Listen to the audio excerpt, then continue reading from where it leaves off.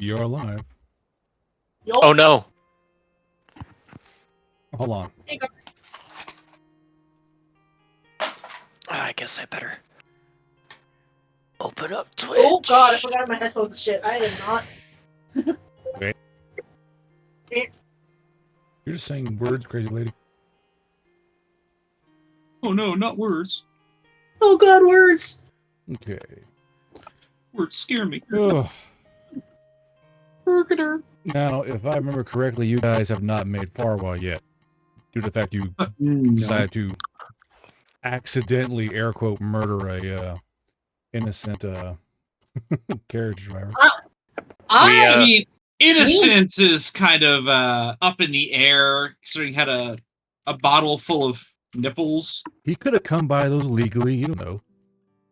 Can you? I'm sure there's a very legal way to buy someone's nipples from them, yeah. It's called We- donations. Hello. We fucked with the shaggin' wagon and not as it was intended. Alright, my joke fell completely flat. Awesome. Sorry.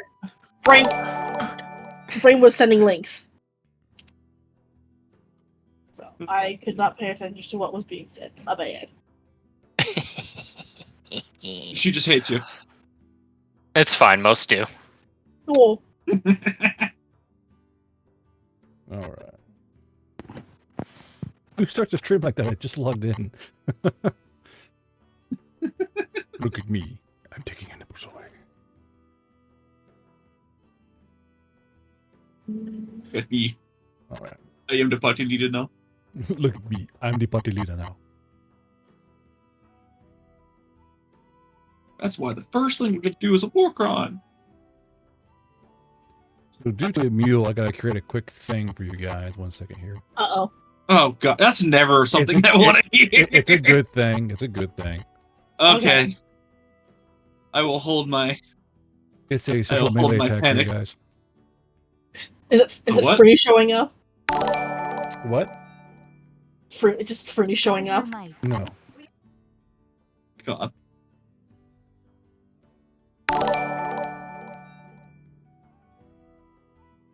That poor bastard has suffered enough. Ooh, Fruity? Mm-hmm. Yeah. He's dead inside.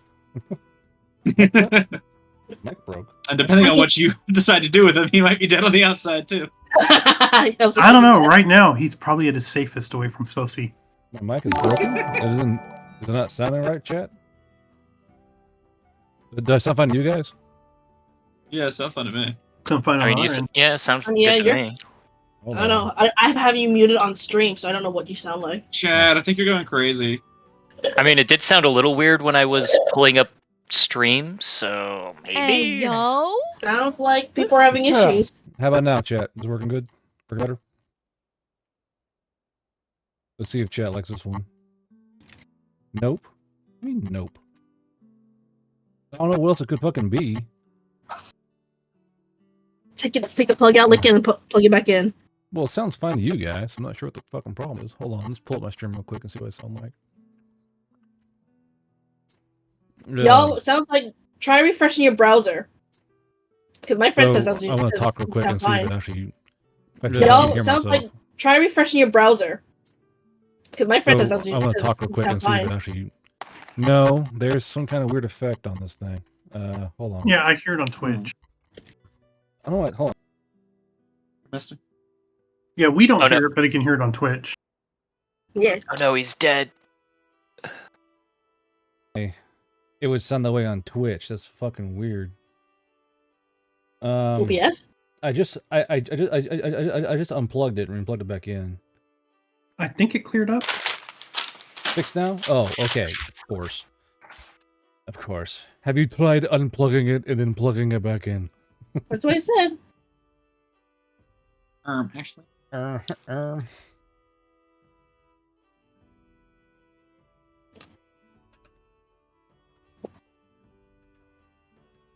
So more than likely, Whiskey may not show up today. She's dealing with a few issues on her end. And then Gotcha. Sharks will show up just whenever Shark shows up, I think. The shark is an enigma. But yeah, due to this particular mule, I gotta get you guys a quick special melee attack. Oh, okay. That's a good thing. It's Okay. a special attack you guys have. Nothing weird about it. There's no traps. That you know. I don't believe you. I want to believe, but I can't. One of those kind of things.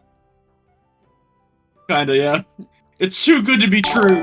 Chad, I know you're lying to me. You're just gonna hurt me.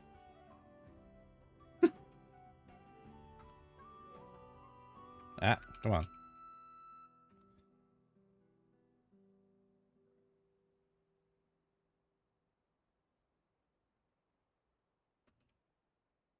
Sorry, I just got the inspiration as soon as I like. No, it'd be funny if I did this for this thing. So I should have done it like earlier, but I didn't have the inspiration until now. So let's see here.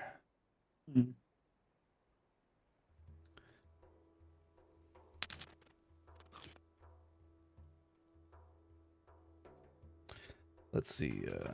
Counts as a sneak attack. Oh boy, that's Oh. interesting to hear.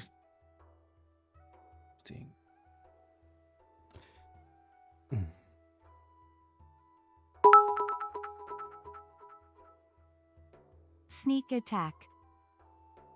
I just said sneak attack. Chat. Why don't you listen, chat? Huh? They can't listen to they special. Yeah, like my players. Come on. I'm normal, Chad, I swear. He said, lying through his teeth. Okay, so I guess we'll start off with, what are you guys going to do with the body of the man that Sharklet may or may not have accidentally murdered? We thought he And was just sausage. sausages. Mm-hmm. Oh, that's yeah, right. That's right. I thought the harpies were turning him into sausage. That's right. I forgot. They're just bones right now. He's made into Yeah. sausage. So the plan is to upcycle the carriage man. Then. Okay. I Using guess his- that's one way to say it. Using his intestines. It's a good thing I already ate. Yeah. Okay. So the man is now sausages. The cart fell to pieces. And the horse, I believe, just disintegrated into a pile of horse refuse. So more or less, you guys are back to where you started, correct? And Correct. somebody's holding a jar of nipples. Yes, there is the jar of nipples. What is your plan with the jar of nipples?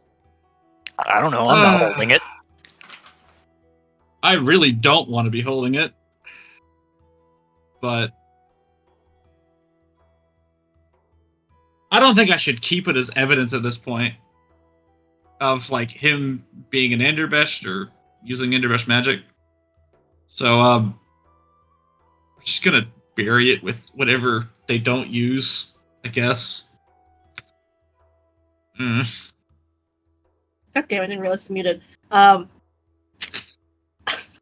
This is a fucked up question. Are the nipples pickled? Not pickled per What se, the but they are mildly preserved in this kind of foul Oh. healing solution. Okay, never mind. Because my immediate thought was, how fucked up would it be too weird for Swoosh to try and use them as garnishes? But I think that's a step too far. What on earth would you garnish that with exactly? Don't I mean- ask. You might find out an answer you don't want. Jesus Christ. Because I kind of need an answer on this. Like, not for garnishes, but what you're going to do with them. Well, no, the idea was like if they were like pickled or like seem appetizing, she would have just kept them so she could just sprinkle on top of like future dishes. Give me a... But let me see. But you said it's foul smelling, so Swoosh probably wouldn't take it. Yeah, it's pretty foul smell. Yeah, so no bueno. I have a question about Grey Harp. What's that? Can they detect Star, or are they attracted to it? So, let's see here. I actually have a blurb here. 1 second. Because they're made by a very particular harpy demigod. see here. I thought I had it somewhere. Stand by, please. Well, Standing by. Well, genie. Let's see here.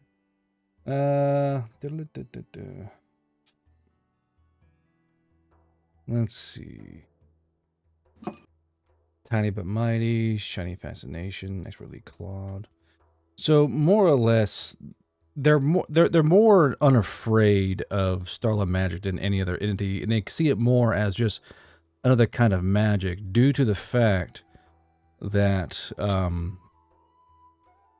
Bororia is kind of this Starla infused demigod, so they see it more as just a mother magic and a very familiar magic than something that should be reviled or evil. So it's kind of in that regard. So they wouldn't be able to really notice a difference in that magic, in Starlight magic, compared to other magic. You would recognize it pretty quickly. I would say that much. So I would say you would recognize Starlight magic faster than anyone else. Okay. Apparently my thing didn't save. Well, let's rewrite it now.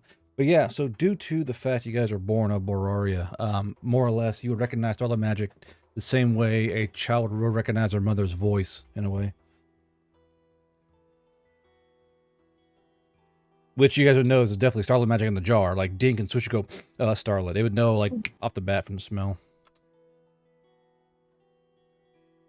Does that answer your question? Smells like ass. Neat. It does. So, the jar. Switch don't want.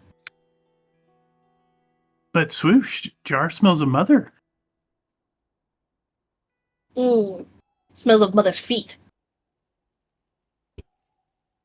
Smells of mother's OnlyFans. Feet.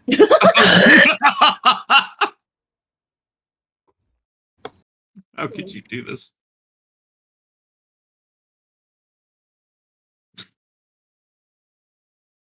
Arthur, Jesus Christ. I'd like... Who? Arthur. Immediately comes and thinks about... Yeah, that checks out. I like glance and I'm just like, oh, it's Worst. magic like Mama used to me. And then I read the next comment. I'm like, oh my god. The worst timeline. This is why we can't have nice things, Arthur. This is why. At least that's the excuse I'm going to give. Joe, the jar. I need to know. The jar. What's in the jar? Dink doesn't know what to do with it. I vote we bury it. Pretend it never happened. Can Switch just like huck it into the forest? You're just gonna huck into the forest? Yeah, just let it shatter. No one wants it. Oh, good. Now the entire area is going to smell like it. We're gonna leave. Hold on. Uh-oh. So you throw through the forest. Roll me throwing if you have it, and then roll me brawn if you have it. Oh no. Yeah, yeah, both throwing and brawn. I do. I have both. It's one of the few ways you can actually fight. She can huck knives, but that's about it. Okay, swoosh. Don't roll me a D20 and D100. Okay. For no reason at all, I promise.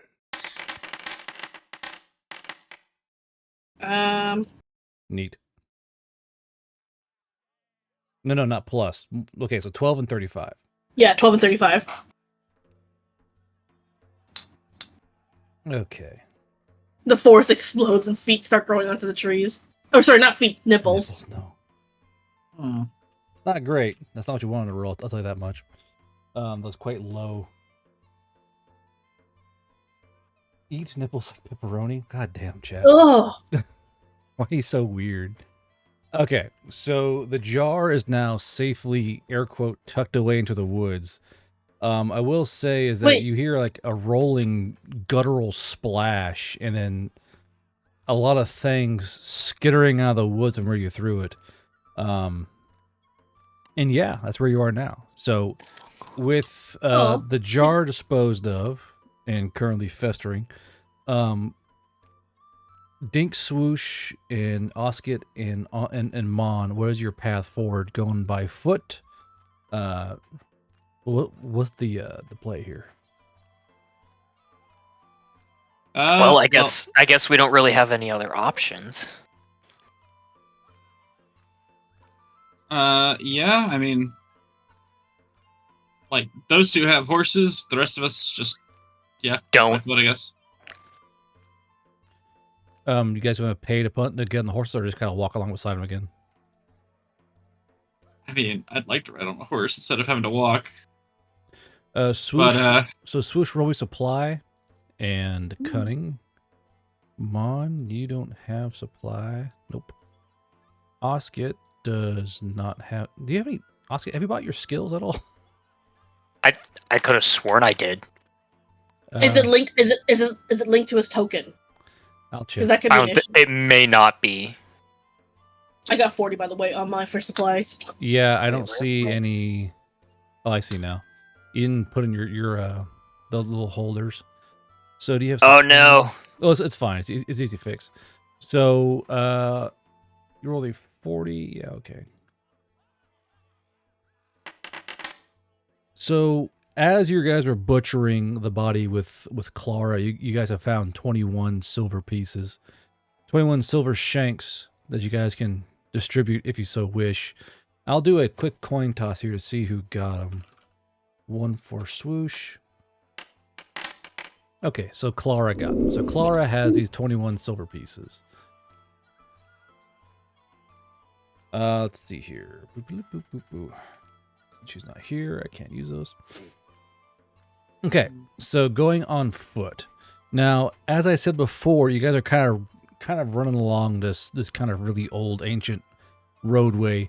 Consider it in the same vein as a let's say a 1970s Rome, how they traveled on ancient Roman highways. It's kind of that kind of vibe where it's just it's so well made that you guys are just simply using it. It's not very upkept. There's still shrubs and grass growing here and there, but it is still a well-made and well-used road.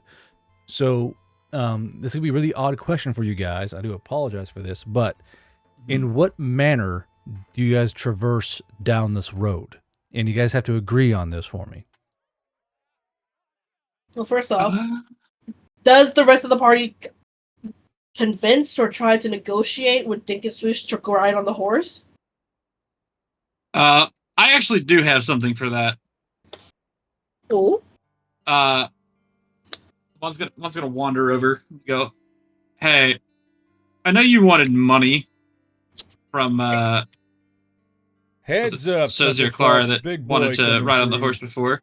Sozi. Cody has just activated an eyebrow razor mule. We kind of lost all our You money. don't happen to remember the joke about Birch's original I'm really idea upset for about, what he wanted to replace his horse with by any chance, do you? I do have. I'm going to pull out the gold ring that I found on the bodies that I dug up trying to find a lead for those bandits a long time all the way ago. back before we went to Aberdan. I still have that on me. Yeah. So this dinky little, gold ring, and go, I would rather not be forced to walk. I've gotten kind of used to that. Darkseid, what's your mark? I will give you this.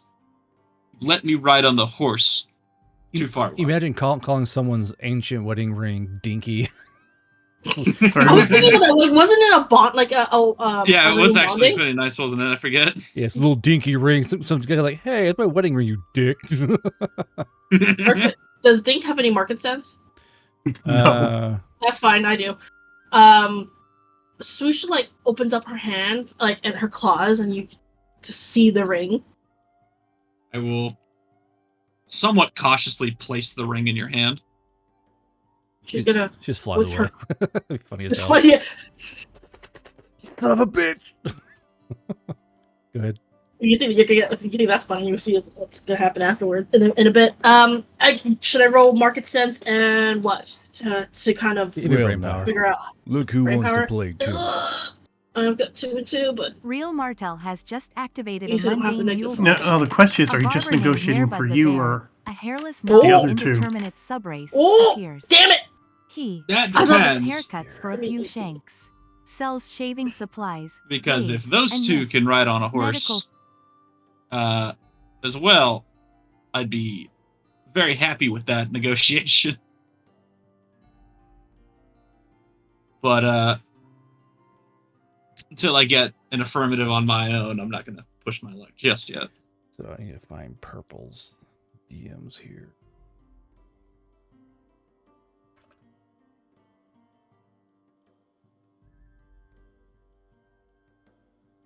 I mean, last thing I messaged you was. Ooh. I suppose for my own sake, I should probably also roll market sense on this to see if I know how much it's worth. Sure. You see, like, Dink holding it between her two claws, and she's, like, holding up into the sky, kind of looking at it. She has one eye closed. And then she kind of... No, at this point, I just don't care. She just nothing trills. It means nothing to me. And she trills and just looks at Mon. Just for pretty man? Or pretty boy? I mean, you got 2 horses, you're 2 harpies, you can fly. You want to let the other 2 ride on the other horse? Fine by me. Rather racist of you. What does sister think? She usually turns to Dink, and, like, in heartbeat kind of goes, it's a pretty nice, it's a pretty nice gold coin. We could let them... We could let them ride on our horses, but one of us would have to stay instead of fly. But Dink can fly. Dink needs exercise. Okay.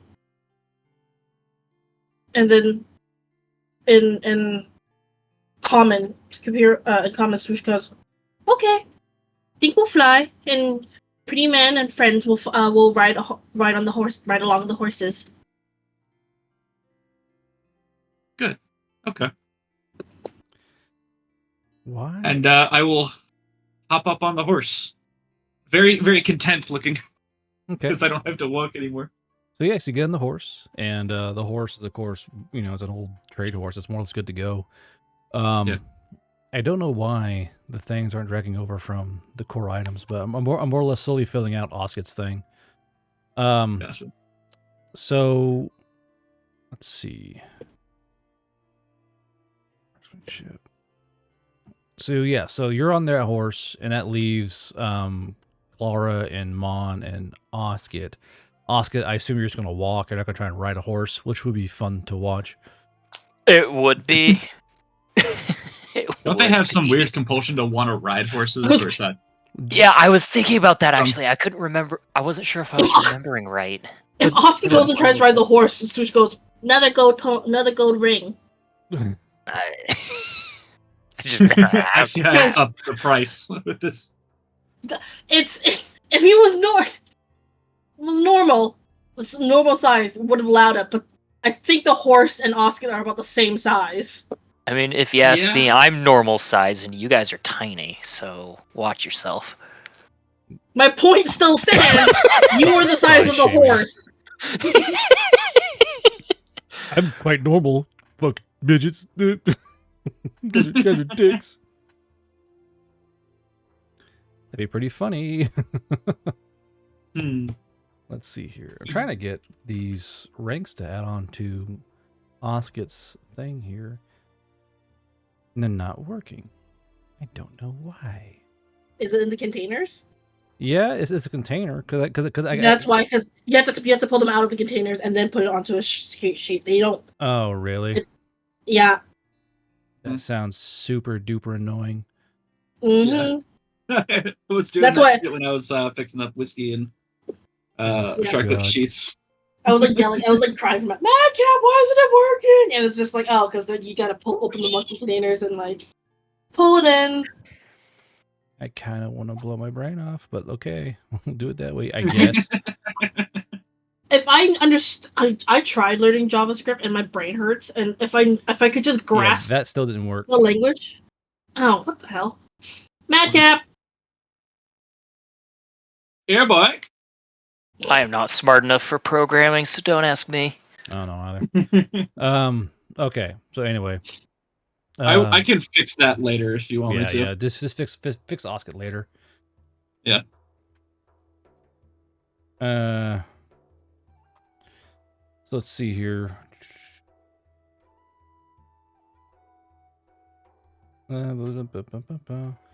So, gotta write down another mule here. So, as you guys are kind of making your way through the forest, I want to say that Clara and Susie are just walking along rather discontently. And then there's the horse. What? No, so Dink is flying, so Sozy and Clara are on Dink's horse. Oh, gotcha. So they're all riding a horse then. Yeah, it's just Oscar that's walking like a peasant. Gotcha. That's kind of rude. On his many I legs. see how it is. He called us small, which isn't wrong, but still. Well, you may be correct. You have offended my honor. Exactly. Okay, I'll see who comes out first here in terms of these mules.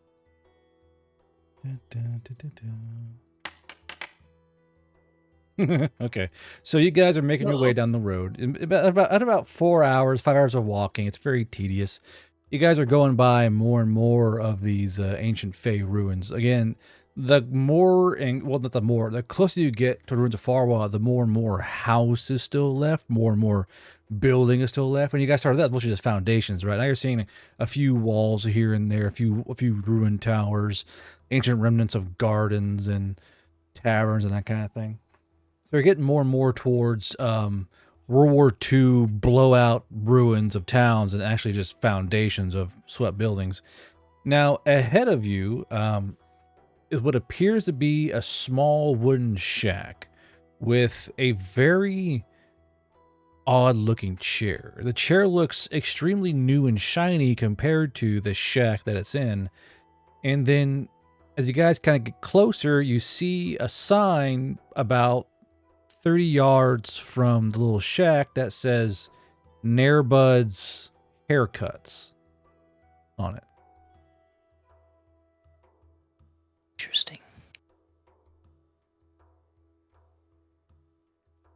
What do you do? That's weird. It's not an RGB gamer chair. My thought was like a rocking chair or something. You just hear like caramel dancing in the background. God. So I'll say this: as you guys get closer and closer, I'll show you a picture of what you're looking at. Find a good style. Yeah, this guy looks funky. So as you guys get closer, you see this kind of hairless knoll kind of sitting on a small stump and he's kind of sharpening a big selection of straight razors, like shaving razors. And around him are these little brown bottles of this and that and brushes. But in front of him is what appears to be what looks like a very brand new leather and brass chair that looks like this in your chat. Ooh! The barber's chair. The barber chair. Sweeney Todd. Oh. This is not Sweeney Todd. He's No, on the ground floor in dirt. There's no way to dump the bodies. I mean, that's not gonna really matter if we're dead already when he slits our throat. Just thumps you into the fucking ground. Like, oh. Okay, so you guys come right, and he goes, "Hey, hello, you guys want some haircuts?" Mind you, Switching meeting. Mind you, as you guys get closer, you realize this knoll is completely nude. He is devoid of all hair and heavily sunburned. Oh. When he says it, Sushi Me just turns around and looks at Mon. Why are you looking at me? No reason. And just turns her back around to eye the horse. I have many things for shaving.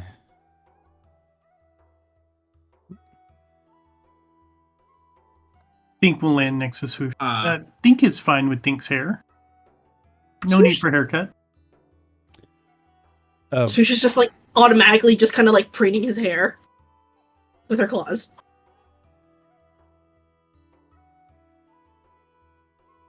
One second. I don't trust it. I don't trust it. I don't want to be bald.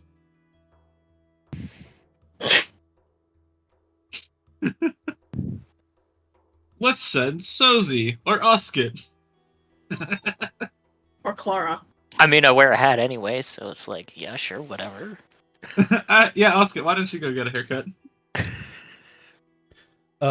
So this guy goes like, yeah, so I have shaving creams, I have brushes, I have razors, I have tinctures and oils, and Nair also does haircuts. Hold on, is his name Nair? Nair. And- Well, No hair. Like the removal cream hair? on his Nair? on his name tag, it said, but he has like a hand drawn name tag. It says Nair Bud the Bear.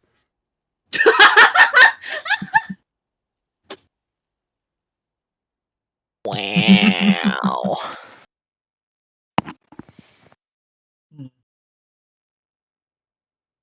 Spider-Man. Crawly Man, go. Okay, I guess Crawly Man. Does- You literally sit in the chair. I can't sit in the chair. I don't fit. So as you kind of walk up, Oscar, he goes, would you like to just lay on ground?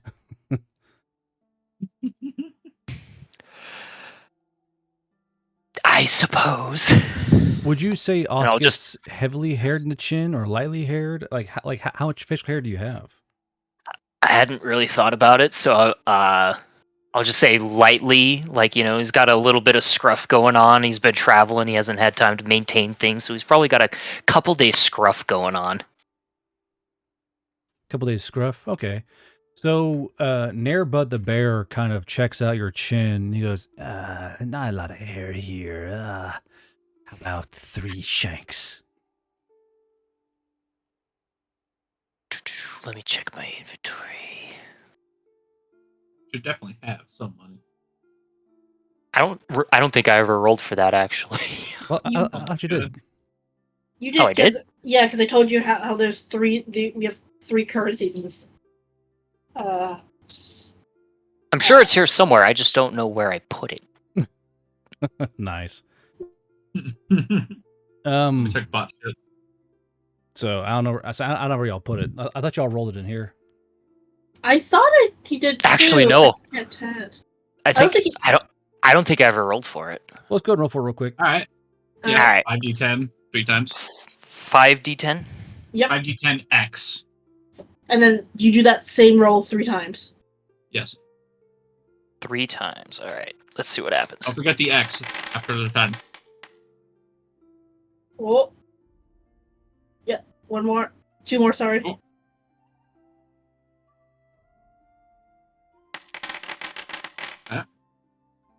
Oh, so close. Oops. Okay. So it's going to be 30 guilders, 32 shanks, and 38 copper pieces. Clip pieces. Yee. Wow. So 30, That was 32, 38. neat. Nice. So that's 2 shanks. Gilders, Shanks, and what was it? And clip Excuse pieces. Clip. Got it. 30. Or copper, silver, and copper. No, I'm joking.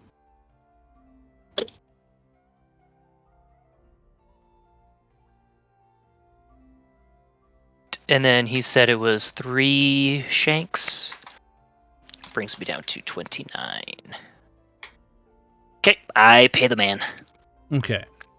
So Nair Bud the Bear starts shaving your face. Now, he is very skilled in what he does, and he's kind of standing in front of you and kind of shaving you down. However, he is a completely hairless gnoll, and it's not the most settling thing to have looking into your face and holding a razor near your neck, to say the least.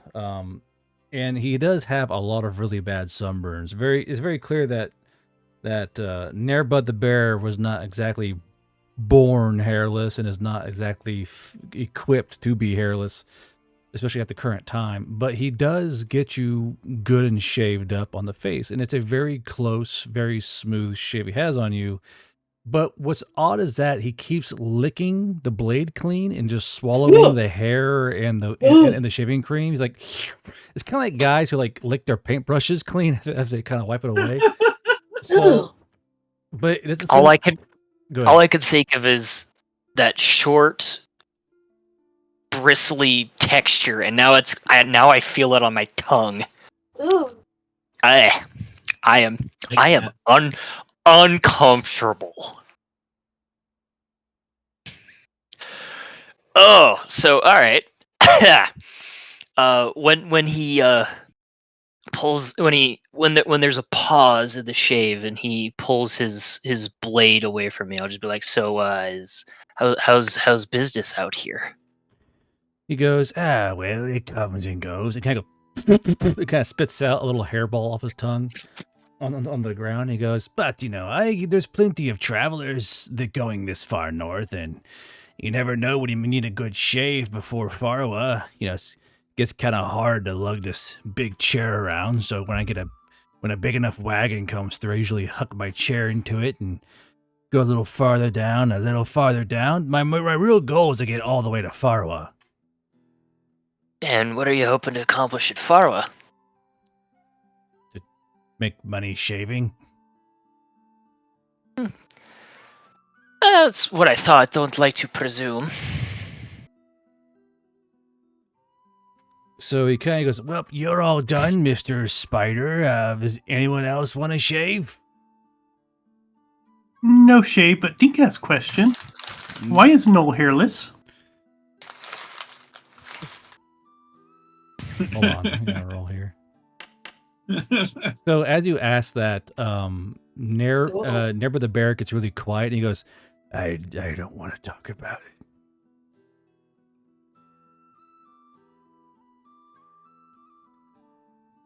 He said he had a name tag. Is it like sticky, like slapped onto his chest, or is it like pinned through the chest? It's well, he's wearing clothes, and he's not nude. Okay. Good. He's very good. He just nude. He just nude in the form of having no hair. He's not literally naked shaving Hosket's face. I had to make sure, just in case. I like how you waited till now to ask that instead of like, "Hey, is this nude?" I was gonna ask it earlier, but I didn't want to interrupt. Fair. So I don't think anyone else here has a beard, so not anymore. Yeah. So are you guys all good, pretty much? Yeah, pretty much. Yeah, I don't want him touching my hair. Swoosh has no hair. Swoosh has feathers. Touching my hair. Look, if he makes me bald, I become immediately worthless. Just shaves you bald. It'd be funny. I will no, because I still have the ears. I can get rid of them, but I don't want to. So I'll look like the dude from Dragon Age Inquisition. Imagine if he like, which dude? If he shaves your like fox animal ears as well. No, just shaves them off entirely. Mm-hmm. So Nair-Bud has a pretty good handle on people, and he sees Mon's very worldly. He goes, I also cut hair. I can style hair if you want. I mean, I have a certain kind of roguish look I'm going for, and I'm kind of happy with it. As you're talking, Swoosh is like guiding the horse towards the shop. Doing there, Swoosh. Swoosh curious about Dogman's abilities.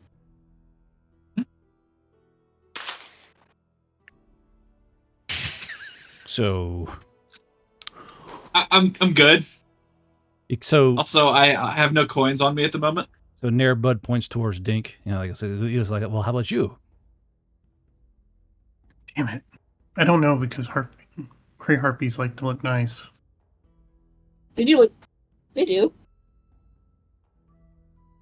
Aren't they vain? Kind of. Yeah, they are. Because their whole thing is like they want to look nice, but not too nice, or like they want to look nice, but not exactly organized or sleek or whatever. they'll fix their hair and then shake it up so it looks a little bit messy, kind of thing. I'll flip So a coin on roguish it. sounds. If it's high, he'll do it. Shit. I guess Dink is persuaded. Okay. Thinks does say less. So, due to the fact you're not a giant Spider-Man, you're able to actually sit in the chair, and you guys watch as Nairbud slowly pulls out, all these combs and all that, and he starts doing a straight razor haircut on Dink, and hold on, I gotta roll for this. Swoosh is not happy. She's like next to him, watching the Knoll cut Dink's hair very carefully. So, how much do you want off the top there, Dink? Just a little trim. Okay. So he gives you just a little trim here and there. However, you notice that, well, not you, Dink, Swoosh and Osket and Mon and Clara and Sozy all notice that as the Knoll is giving you a haircut, any hair that lands on him, he just kind of licks off and kind of licks it off. Like when any of Dink's hair lands on Nair's arm or his hand or any part of his uniform, he kind of just licks it off and kind of sucks it in, and as if it's kind of like he's kind of cleaning up and like, oh, hair, and he kind of sucks it in. But after about 10 minutes, Dink, your hair is perfectly styled. It's somehow more roguish than before. How does Really don't hair like look, him. Swoosh? She's just not like, she can see her. She's not happy that like another person has cut Dink's hair, but she also has to admit like Dink looks good, and just kind of walks away. She's like, I hate that you made him look better. Mon, how about you? I have no coins, so Okay, and then Swoosh? No. No. And then Oscar, are you fine with the shave? Yeah, I'm content. Okay. Are there any? So he kind of like goes, well, if that's gonna be all, and he kind of like smooths down his. You can tell he has out tick where he smooths down the hair. It's not on his arms. He just kind of runs his hand along his skin. He goes, would you like any straight razors or brushes or combs or anything of that nature? Hair care products? Swoosh would look at combs. So he goes, I have many combs. He pulls out a huge selection of cones. Hold on.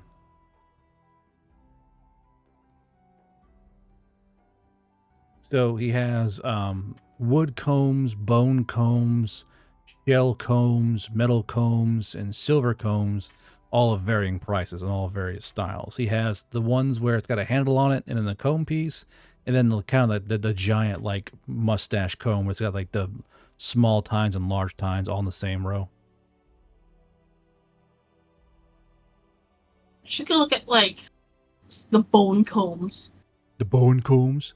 Bone So combs. the bone combs run from anywhere to about 5 shanks to about 10 shanks, depending on the size. So a really large bone comb that can do a big pass of all your hair is going to be about 12 shanks. I take one a little bit like maybe half that size, so Okay. so So, like a 6-shank one, or well, it'll be 8 shanks for a good medium-sized comb. okay. 8 shanks. Mind you, this is going to help. But this allow you to do style both these comb out your hair, anyone's hair. Really, it is a standard all-use comb. And then, of course, he has, beard oils, hair oils, kind of like perfume oils for hair, all manner of things. It just depends on what you guys may want or be interested in terms of what Nairbud the bear has to offer. Where does Dogman get supplies? Oh, I usually get it from White Feathers here and there and about. They're pretty good with the, botany type things. yeah. They don't like me too much because apparently I unsettle them. He kind of like just stares at you guys wide-eyed. Do you think it's because you're licking up the hair? But he kind of like avoids eye contact. I'm not doing that. No.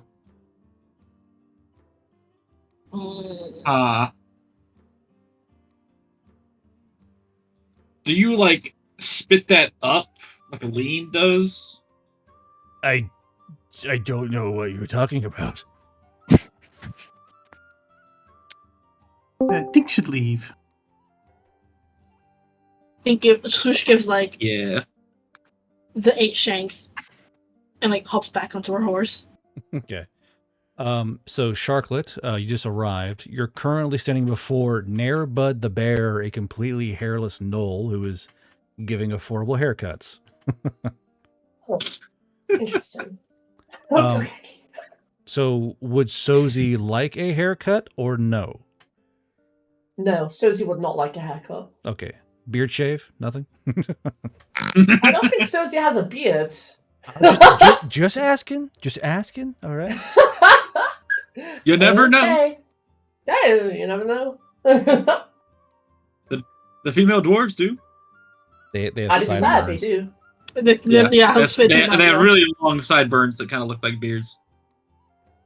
If they get it long enough. Yeah. So before you guys leave, Narebud goes, by the way, I have rather new grooming utensil, and he pulls out a pair of metal tweezers, a metal pair of flat-lipped tweezers.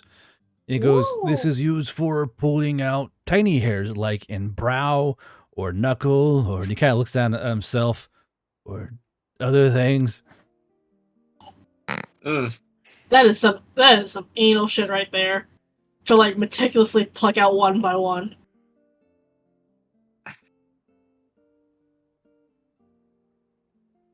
So Good. this guy doesn't have like any lookings of a leather coil cultist by chance, does he? Not that you can tell. I'll let you do a investigation and let's see, investigation and what? Stand by. You didn't have that? You don't. I do now. You I do do now? now. Oh. Yeah. Oh, you do. Yeah, there's one point in that. Yeah. He's right. He does. He's starting to believe. I believe. Brain power cunning. Let's see here. Give me cunning, yeah. Okay.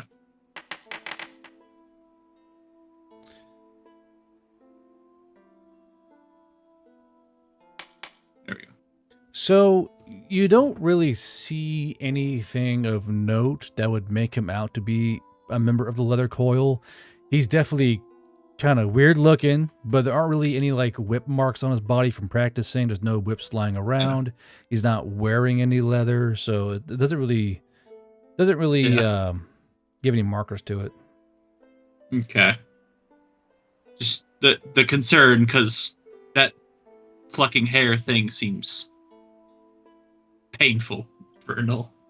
So. And tedious. You didn't think he whipped his hair off inch by inch? But so Zenair goes, no, the tweezers. Oh, tweezers.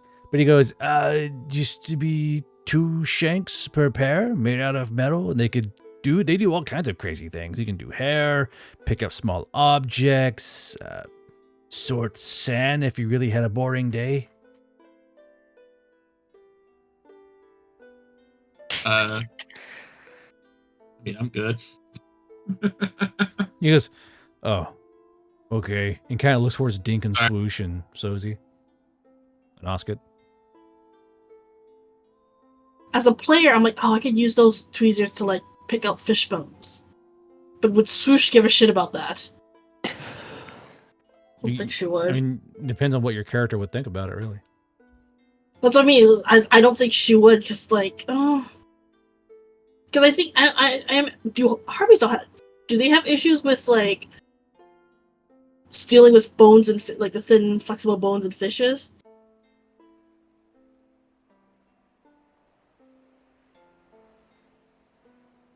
Okay, so Dink, yes or no? No, Dink is fine. And Oscar? We're content. Oh, was like, working tent? What? We're content. And so we are. I'm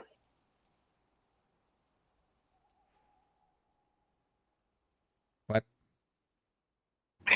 yeah. I don't think you're closer to Mike. It's cutting off. Oh, am I not? Yeah. Is this better? There I'm you on go. like my backup mic today because my main Oh. mic is plugged into my stream PC, and I haven't figured out a smart way to get it across yet. So Nice. you guys get the bad mic. All right. So no, you said? No, I said no. Yeah. Okay. I'm all right. So that's not the case. Then Nearbud the bear bids you adieu, and you guys walk away with a shave, a haircut, and a medium-sized bone comb. And you guys go back on your way. Now I'm going to assume that Swish is going to cook for. Now, Swish, are you going to cook for you and your brother, or for the entire people around you?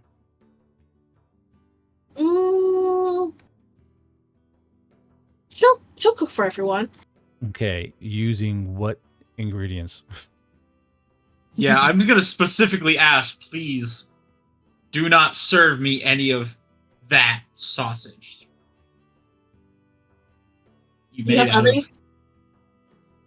have other ingredients then? Try to go hunt something, but I'm not eating a person. Well, if Dogman can't find anything, there are sausages. But it's not person, it's sausage. Yeah, That sausage was a person. but not anymore. I'm gonna go see if I can find something to kill, but it's not a Gotcha. person. You find nothing but Ugh. people in the forest. No. I mean, I have rations, but at this point, I'm gonna hold on to those. If I can't find something to eat, I will eat my rations. Yeah. What is the roll for that to find something? It's here, right? We should also do some foraging as well, like for more vegetable stuff, because gotta balance out the food.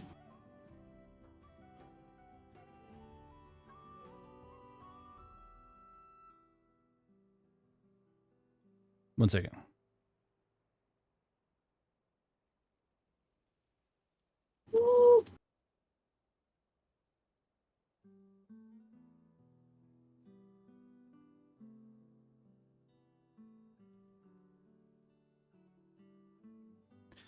Okay, so Mon, give me that supply. Do you even have supply?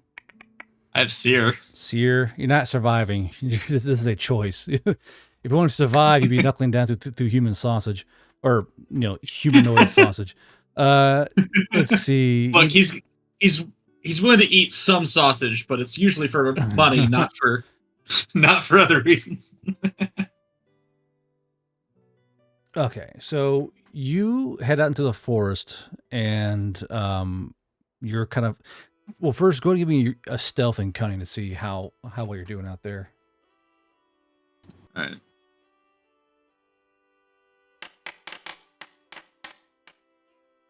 Quite a nice modifier for this. So you're at least pretty quiet going out there. You're not like thrashing around trying to find stuff.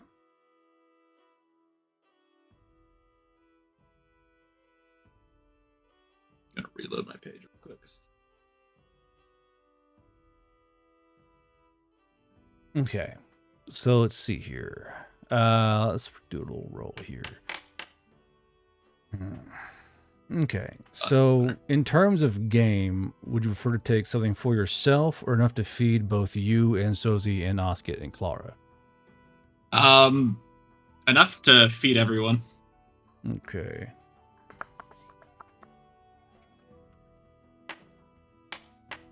Water, eh? You do, so you go through this ancient ruins. Now, mind you, the entire area, I'm going to draw a quick little radius here of what we're talking about here.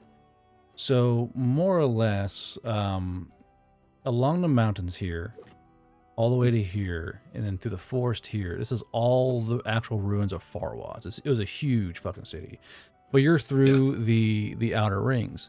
Now, as you're tracking for any sign of food in these ancient ruins, you do smell what smells like, hold on, smell. Smell. Give me perception and brain power. All right.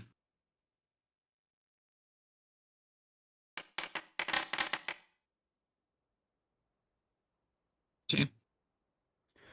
14. So you smell what appears to be fish.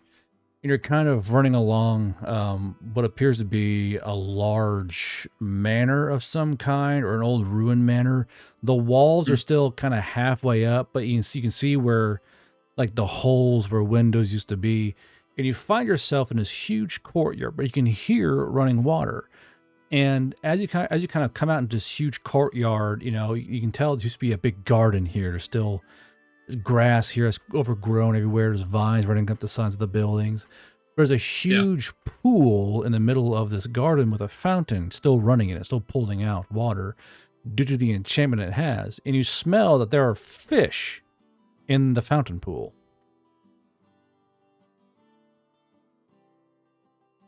Well, obviously I'm gonna very carefully approach because we are in Farwa. We'll get as close as I can until I get a glimpse of whatever's in there. Okay. So you kind of rock up to this kind of fountain pool. As you kind of look inside, you see that there are fish inside here. Now, these fish are about the size of from like the tip of your finger to your elbow. These are huge pond fish. And they are pretty large due to the fact that, this pool is more or less its own contained ecosystem now. And the fact that it's still feeding nutrients to the fish via this kind of procedure it has in the pool itself, that's turning this kind of underground algae to food for the fish. So it's constantly feeding the fish. And the fish have babies, and all that fun stuff. But you have no rod, you have no reel, and you simply have your hands, so or your mouth, depending on if you're trying to like grizzly bear these fucking things. So what do you want to do? Mind you, that Sharklet has, like, Sozy has a rod reel, so. Yeah. I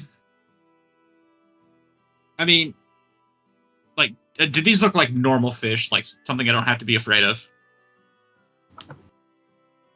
I mean, they look normal enough. I mean, a fish is a fish. There's no, like, giant razor blades on it or, like, lasers on their heads or some shit. They look like normal fish. Okay. I guess I'll go back and get Sozy. Okay. I do have the ability to find my way back here, so. Yeah. Mind you, you're in ancient ruins, so you might be actually surviving here in a bit. Let's see here. Give me navigation and brain power. All right. Thank you, Iron 2. Where's a nat one when you need it, man? Don't do this to me, man. So you arrive back at camp, and you see Dink and Swoosh. And now, Dink and Swoosh, you two, are you guys going to eat your own meal of humanoid sausage, or are you guys going to wait until Mon gets back to start cooking? Swoosh is going to wait a little bit and going to kind of scout and scavenge around the local area to get some vegetables and herbs to add to the dish. Dink? Dink's going to eat whatever sister cooks. Okay. So, Swoosh, go ahead and give me supply and cunning. Yes, sir. Good damn it. Ooh. So, due to the area you're in, there weren't really a lot of, like, super hardcore backyard gardeners in a way. But you do find a small garden in what appears to be a ruined townhouse. And you see a bunch of blue and green leaf vegetation in this ancient stone garden. What do you do? Pretty. She's going to harvest them. Okay. So you pull out an odd selection of these rainbow-fleshed tubers that you can't really identify, but they look a lot like, crampes. They look a lot like this potato analog known to Scapera Lara, as well as some longer, bright green kind of root vegetable that it looks edible enough. It doesn't look mean. It looks more just weird. Switch takes them. Okay. She's gonna like, perfect. I'll roll for rations here. You get about 15 rations of vegetables at this old ruined garden. It takes you a few trips going back and forth, but you do get them. 15. Fey vegetables, I guess? Or no, just random vegetables. Do what? Should I rate them as like Fey vegetables or just random vegetables? I would say heirloom vegetables, to say the least. Yeah. Fey vegetables sound like a threat. I mean, they might be. These generally might be a threat, as far as I know. Is that from fucking It's Acario? Nice. That's I love so good. Is that Icario getting his haircut? I love it. It's just his flat head. It's Dink getting his Dink, I haircut. think, actually. Oh. I love the level too. So Shit is on point. So Osket, you see Mon talking to Sozi, and you see Swoosh running back and forth with vegetables. Anything that you want to do in this area, or no? Do I overhear what Mon and Sozi are talking about? Go ahead and give me, if you can have it first, investigation, perception. Yeah, go ahead. I'll give you a perception thing real quick. I'm gonna steal it from Sozi. Nice. Okay, now roll me perception and cunning, please. Let's see, so perception is 1 and cunning is Well, you 0. no. Well, so That doesn't sound right. You go to your skills there in your skill tree, and you go to perception box and the little scroll there. Click the scroll and then click the cunning option. It should turn green. Hold on, I don't see it. Here, hold on. I'll send you a screenshot for you. Unless I have it minimized. You might. If you see the big black box that says things, if you click on it, it'll pop things out for you. Let's see. Perception.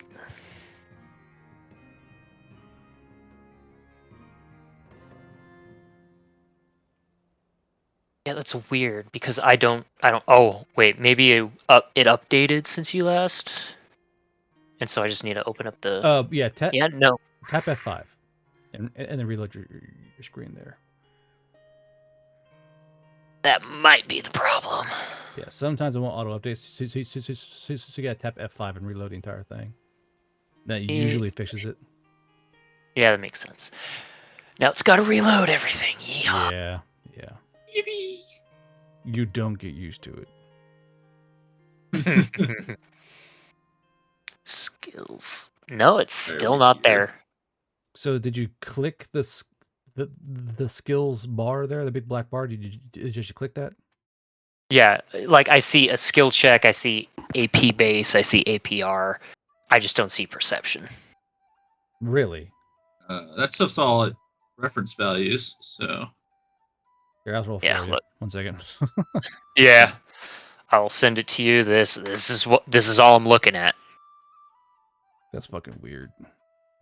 Yeah. Yeah, I will fix up your sheet later for sure.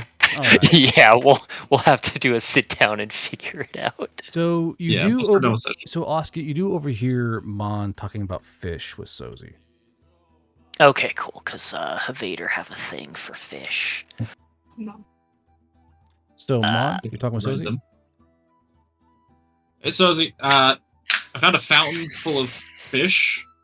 They look normal and edible, and I don't really want to stick my hands in just in case. And I know you have a fishing rod, You had that when because you stole it, right? Yeah. I have We were one. back in Old Stop. So, Mhm. come with me. Let's go fishing. Okie dokie, Ben. Sure. Grab me by the hand and drag me there. Let's go. And then Oh, Oh okay. God, is this what's happening now that you don't have Fernie? No. I'm just feeling happy today, that's all. Okay, well, as long as you're not feeling murderous, then I'll I'm take your feeling hand, fine. and we'll Mhm. start Good walking off choice. Good towards. choice. Because I would have felt murderous if you'd like denied. Oh, good. Good to know. Yeah. I see. I have to appease this Heads evil up, deity. Chuckle Yeah. Fox, big Yeah, boy the coming evil, through. the Ballistic evil kill juju again. within me Tom has needs just to be pleased activated with an good eyebrow deeds. razor mule potion. Modifier. Make the fish smarter due to algae Okay. giving now I brain wrinkles. completely lost my Of the train of wrinkles thought. is better memory. So, You're welcome. and Train of magic thought Pretty derailed. shield. Didn't even leave the station. so Oscar, are you going with Sozi and Mon or no? Oh, yeah. While they're talking about fish, I'll just kind of scuttle my way over and just be like, "Sorry, you mentioned something about fish. I should be able to help. I should be able to help with that." Yeah, sure. If you want to help, be great to have extra hands to carry more of them. We could probably salt some of those and make it last a little bit all the way to Farwa. Sure. Cool. All right, come with us. I get advantage. I get advantage. So you three head off to go fishing. Now, Mon, given the now, do you want to try and smell your way there, or simply find your way there? I think was that 21 not enough to be able to just simply retrace my steps? It's an ancient ruin, man. It's a little different. That's, all right, I'll try to. Let me just real quick check which one is which. I will attempt to smell my way there, I guess. Okay, roll perception and brain power. Or, yeah, brain power. No, cunning, Perception kind of cool. What is the higher modifier? I think. Shit, hold on. Uh, One day I'll learn my own stuff. I swear to God. With yeah, cunning and smell. hearing or taste. Yeah, cunning. Yep. Not if you Rolling. keep making new irons. You know, make new irons. Shush. I even changed the skills. So with the 29, you find it's a bit of a little more of an S curve getting there, but you find your way back to this big pool. Now there is Sozi and the Mon and the Osket there. This huge like garden pool. Now both Sozi and Osket can see that this fountain is feeding fresh water and aerating this pool even now, after so many thousands of years since this thing was actually running. So this big pool is about 30 feet wide and about 60 feet long. A huge pool. It may be a pond in of itself. So I'll go with Sozi first. Sozi, well, what's your plan of action here? My plan of action? Yeah. I don't have one. I was hoping to just copy other people's plans. Lovely. Very well, you can have my plan. Okay. So you have your rod, you have my rod, and you have your bait, and you're just gonna stand there and wait till someone else does something? Yep. That's exactly what I'm going to do. Just going to stand there and watch until somebody does something. Okay. Oscar, what's your plan of action? Well, let's see, because it's a fishing is a supply check, right? Yes. And unfortunately, I just double checked. I don't think I have supply. Negative.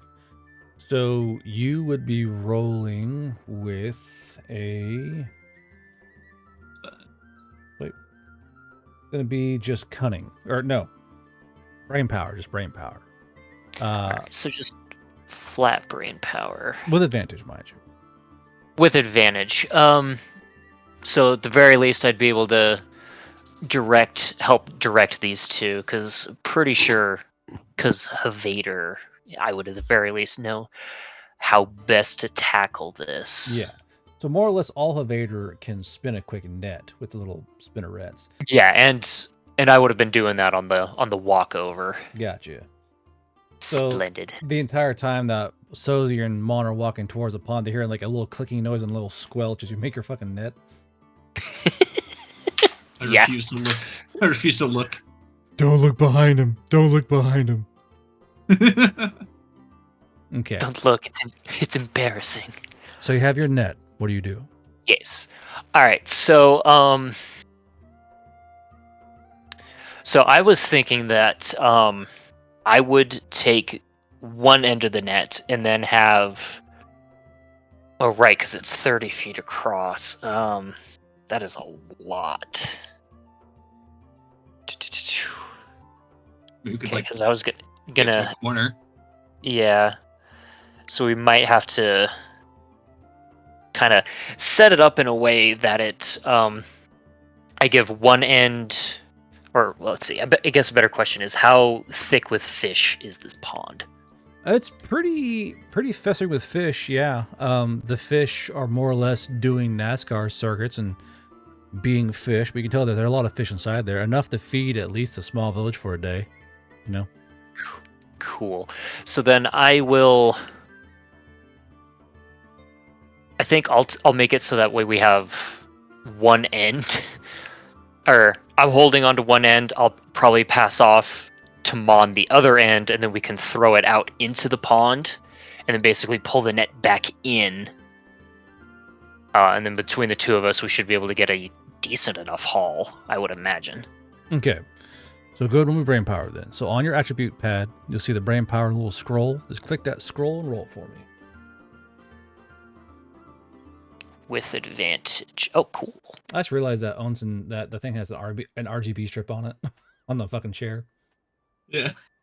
RGB. Okay. So you cast that net out there. And you watch as the nets get cast. It's not the best cast you've ever seen before. The net kind of splashes down onto the water.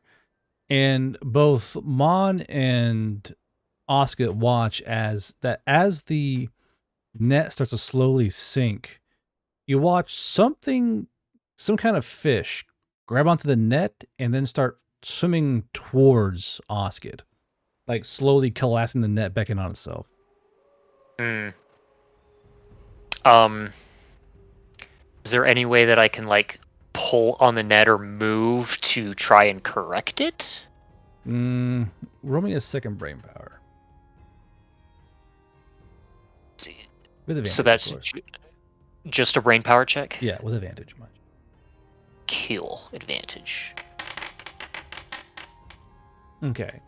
So you kind of fluff your net back out, and you watch as the net starts slowly sinking down. Now it's not as large as it could have been, but it is going down. Now as you pull back on this net, well, I should say, do you want to go all the way down to the bottom, or do you want to kind of? When do you start closing your net up? Once it gets to the bottom. Okay. So Sozi, you see Oscar toss out his net. What are you doing? Okay, I tried to imitate tossing a net out, but with a fishing rod. Of course you do. Yeah. So I sort of just like throw the fishing rod onto the water, and it just kind of floats her. And I'm just stood there staring at it, waiting for like a fish to be caught. So you guys hear a loud splash, and as Oscar and Mon look over, you see Sozi just throw her fucking fishing rod into the pond. And it's just floating there. Even the fish seem like, wait, what? And now you see like 12 fish kind of stop swimming and slowly look up like, what, huh? They see this fishing rod is floating on top of the water. What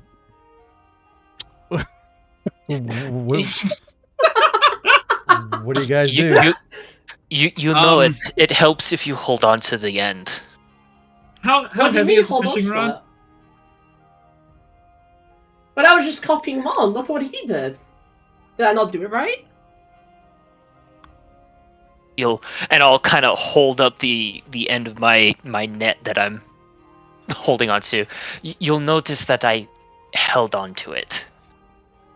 I'm gonna Okay. attempt to cast telekinesis on the rod and lift it back up and pull it towards us. So As you go to cast telekinesis, you see the rod kind of float for a second. But as you do, let's see here. As you do, about 4 or 5 fish quickly swim up and grab onto the rod with their mouths. And it's currently a tug of war between your mind and the water brawn-born strength of fish. So give me a brain power check versus the brawn of these fish. Great. Okay.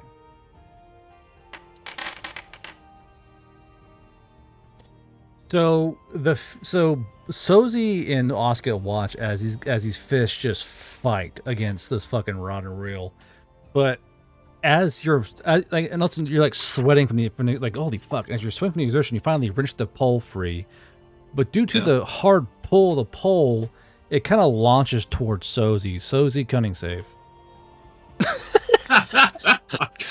This is. Luckily, Mon specializes in rod control. Thank you, Martel. Very cool. So you're thankfully agile enough to snatch the rod out of the air and kind of catch it in your hand. Mind you, you get kind of splashed with pond water, but you're able to catch the reel in your hands. Now, Oscar, your net hits the bottom of the pond. Okay. What do you do? Begin pulling it in, and I will indicate for Mon to follow suit. Okay. I will do as I am told. All right. So you have 0 brawn, very based of you. Mon has 6 brawn. 6. I want each of you, Oscar and Mon, to roll brawn. I want to roll for fish that are in the net.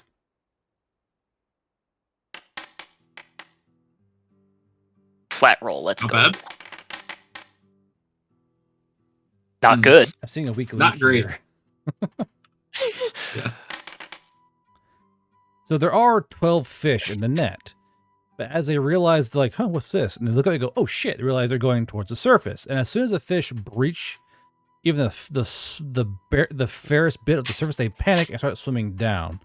It'll be a contest of brawn. So you have 8 brawn there, 12 brawn there. I have, or 22 brawn there, 8 brawn there. I have 12 fish. So let's see here. That'll be a modifier of plus. That's 12 fish. We plus 12 baseline.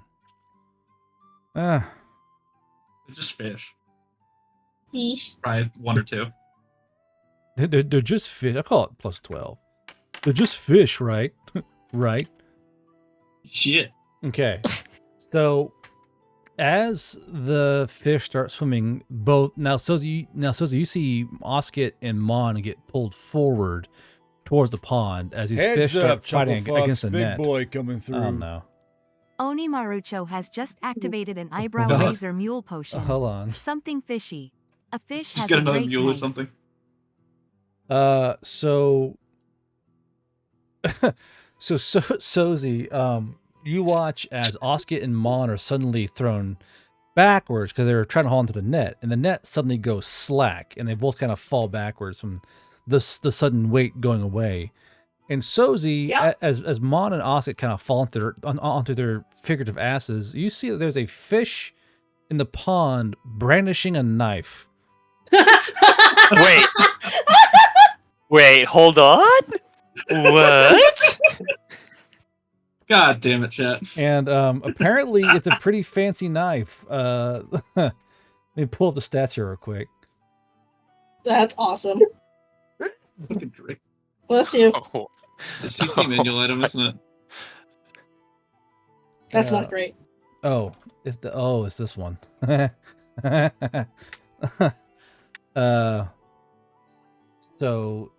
This is Sozi, give me history and brain power actually. Give you what? History and brain power. Holy I don't have shit. history. Oh, then brain power. Holy shit. Why does a fish have that? Oh, nice. So Sozi, you know that this is a Drake dagger. This dagger, Oh! this dagger is made from the claws of either a young or adult drake. These are Drake daggers used by the Dandarar clan to effectively hunt down and kill drakes. And this fish somehow has one. So you Then I really shoot the should go in the fish. water now. So Sozi, what do you do? Shoot the fish with a revolver. You're trying to shoot the fish? Yeah, aim shot and all. Of course. I like how You know what? somehow I'm okay with this one. Somehow Icario guessed the future because it shows a picture of her holding a revolver out saying fish or murder. Someone in chat said that Sosi's gonna shoot the fish to show dominance, and whoever that was absolutely correct. So, Sozi, you pull out your revolver. The fish thankfully don't know what a revolver is, so this will be a sneak attack for They you. go learn. However, the fish's DR is high because this will be a parallax in the water. Go ahead and roll me an attack with your revolver. Yeah. God damn. Jesus. So, Yeah, Gart. So before she didn't have any bonus in that, I fixed her sheet. She could shoot it now. yeah, I noticed. So yeah, you pull out your revolver. Now, when you pull a revolver, how do you hold it or stand as you just fucking plug this fish? Lean back and sideways. Yeah, knew it. You're gonna Back and gangster shot it. sideways. So as you hold your revolver, your haymaker revolver sideways, you just full on blap this fish.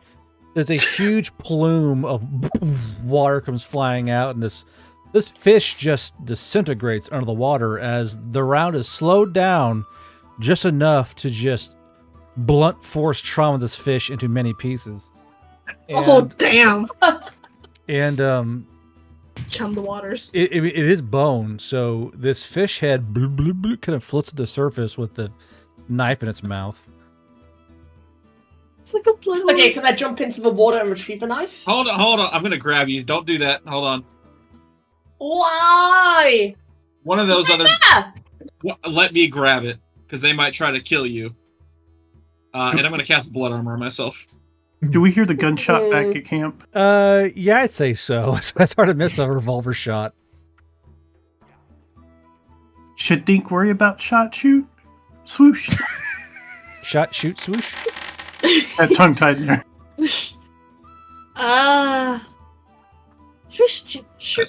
Sure, they're fine. And if not, we can pick their bodies later. Oh, great. Appreciate it. It's a win-win for the Cray Harpies. It's called upcycling, okay? Mm-hmm. Yeah. As they did with the sausage. All right. Sozi, I'm gonna jump in. Cover me with the gun. If one of them tries to grab the knife, shoot it. Okay. Will do. If any of those And I fish just go keep for the the knife. I you keep the cover gun me. aimed forwards, but still kind of sideways. I'm gonna flick off the tail and ears so they don't get too wet. Okay. And gonna hop in the pond. So Claws ready. So Oscar, as Mon hops in the pond and goes like basically like damn near neck depth in this water, what are you doing? I guess I'll just kind of be stunned and just pull in my net, just processing all this. Like, what just happened? So your net is cut in two. The fish did that doesn't make your net. Bastard. But yeah. So Mon, you hop in the water and you're about neck high, and the fish head's about 20 feet from you. Do you want to swim or kind of tiptoe walk towards this fish head? I mean, would I not have jumped? Would I not have jumped in at a closer spot? I feel like I would have jumped in at a closer spot. If you want to jump further in, that's fine, but you're gonna make waves and it's gonna splash. I mean, like, walk around to a better spot to get it, because it was 20 feet, 30 feet wide. Whatever. I'll just swim towards it. Okay. So as you swim towards it, you can feel the presence of fish around you as they're kind of watching you and observing you. And the fish appear to be looking through the surface at both Sozi and Mon as well. Or Sozi and Oscar as well. So, Sozi, you see these fish kind of gathering around Mon and observing him. What do you do? I stop blasting. Don't roll a 1, please. Oh my god. Imagine if Mon. This is how I have Mon blood dies. armor. I have blood armor. Am I rolling? I mean, if you want to shoot, you would How roll. many fish? How many fish? There are like 20, 30 fish. Okay, I'm just gonna roll like 4 times to. I'm just gonna shoot 4 times randomly around him. Okay. Hoping to not get like a fucking 1. Let's see. I mean, I have blood armor. If it happens, it'll eat it. Nice. By the third shot, Jesus Swoosh turns to think. It's like maybe Okay. Swoosh should worry. Don't come on like this. So- he can't go out like this. So- No. I'm not getting killed by this. So as No. It's still a 9. So as we know, revolvers don't really jam. Let's see here. So Mon, you hear a boom, boom, boom, and this splash, splash, splash around Mon, and then let's see here. You feel a round hit you square in the shoulder blades as one of Sozi's haymaker rounds impacts you right on the spine. Roll damage for me, Sozi. Yeah, how much is this going into my blood armor? Huh? Huh? Sozi, what the fuck? 39 Wow. damage. Holy! Okay, so I'm That's- actually gonna get hit by that. Jesus Christ. How should you absorb? Can I just hold on? I've got the ring. I'm just gonna slap this away. The ring? Yes, the deflecting ring. Reflecting ring? What are you talking about? Did I never? Hold on. Do you mean a dodge ring? No, there was specifically a ring that I bought in Old Stop from that merchant that dared me to shoot him. That for 9 AP I can negate an attack. Oh, Range attack. that's a ring of fuck, what is it? Deflecting or something like that. Do you by chance know?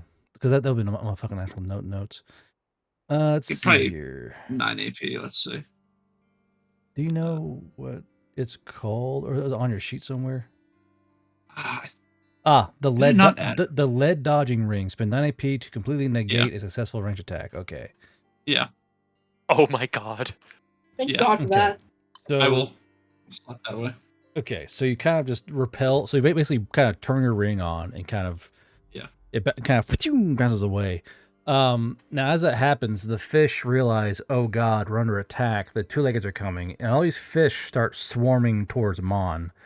Mon, you give me a cunning save as the fish head is in danger of getting away from you. Oh man, if Sozi had hit, this would have been another back shot. Technically, Shut up! technically, it was a back shot. Technically, it was. Yeah. You just negated no- it, you know. You could say that, you know, Mon squeezed his ring and deflected her back shot. If you're gonna get back shots, you better bring protection. I do in fact have protection for That's this. exactly what the. Mon's been around Sozi so much, he's had a sense for her back shots now. I have witnessed her backshot people. The moment I heard the first gunshot, I was like, I better keep this ready. Okay. Oh my god. So, Mon, you reach out in a panic and you grab the knife as fast as you can, and you got it in your hand. Yeah. But then the fish descend upon you. The fish are biting down onto Mon wherever they can. Mind you, these are pond fish. They don't really have teeth, but they are clamping on to Mon.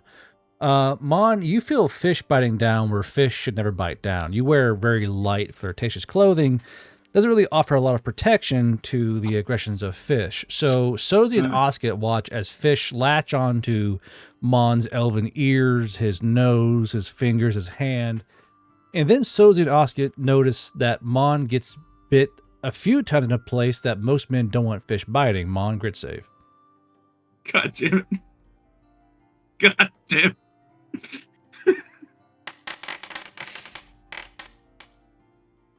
Okay.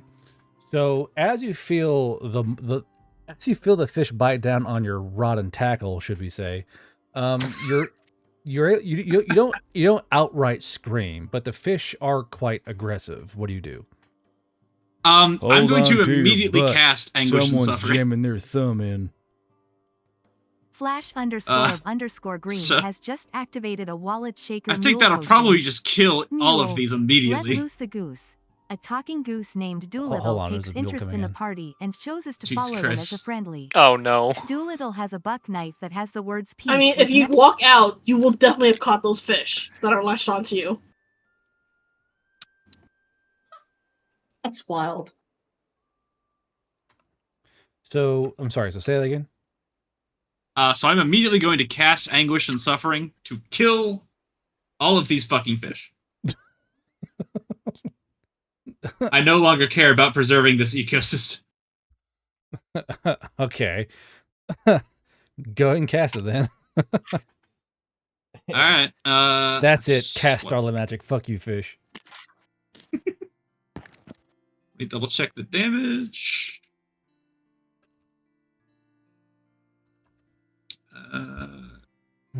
4d8 because small ring.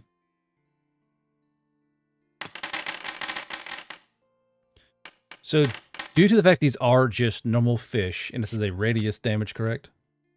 Yes, as a radius damage. So as you kind of sound this wave of starlit energy, fish start floating to the surface of the pond. There's about do a little roll here.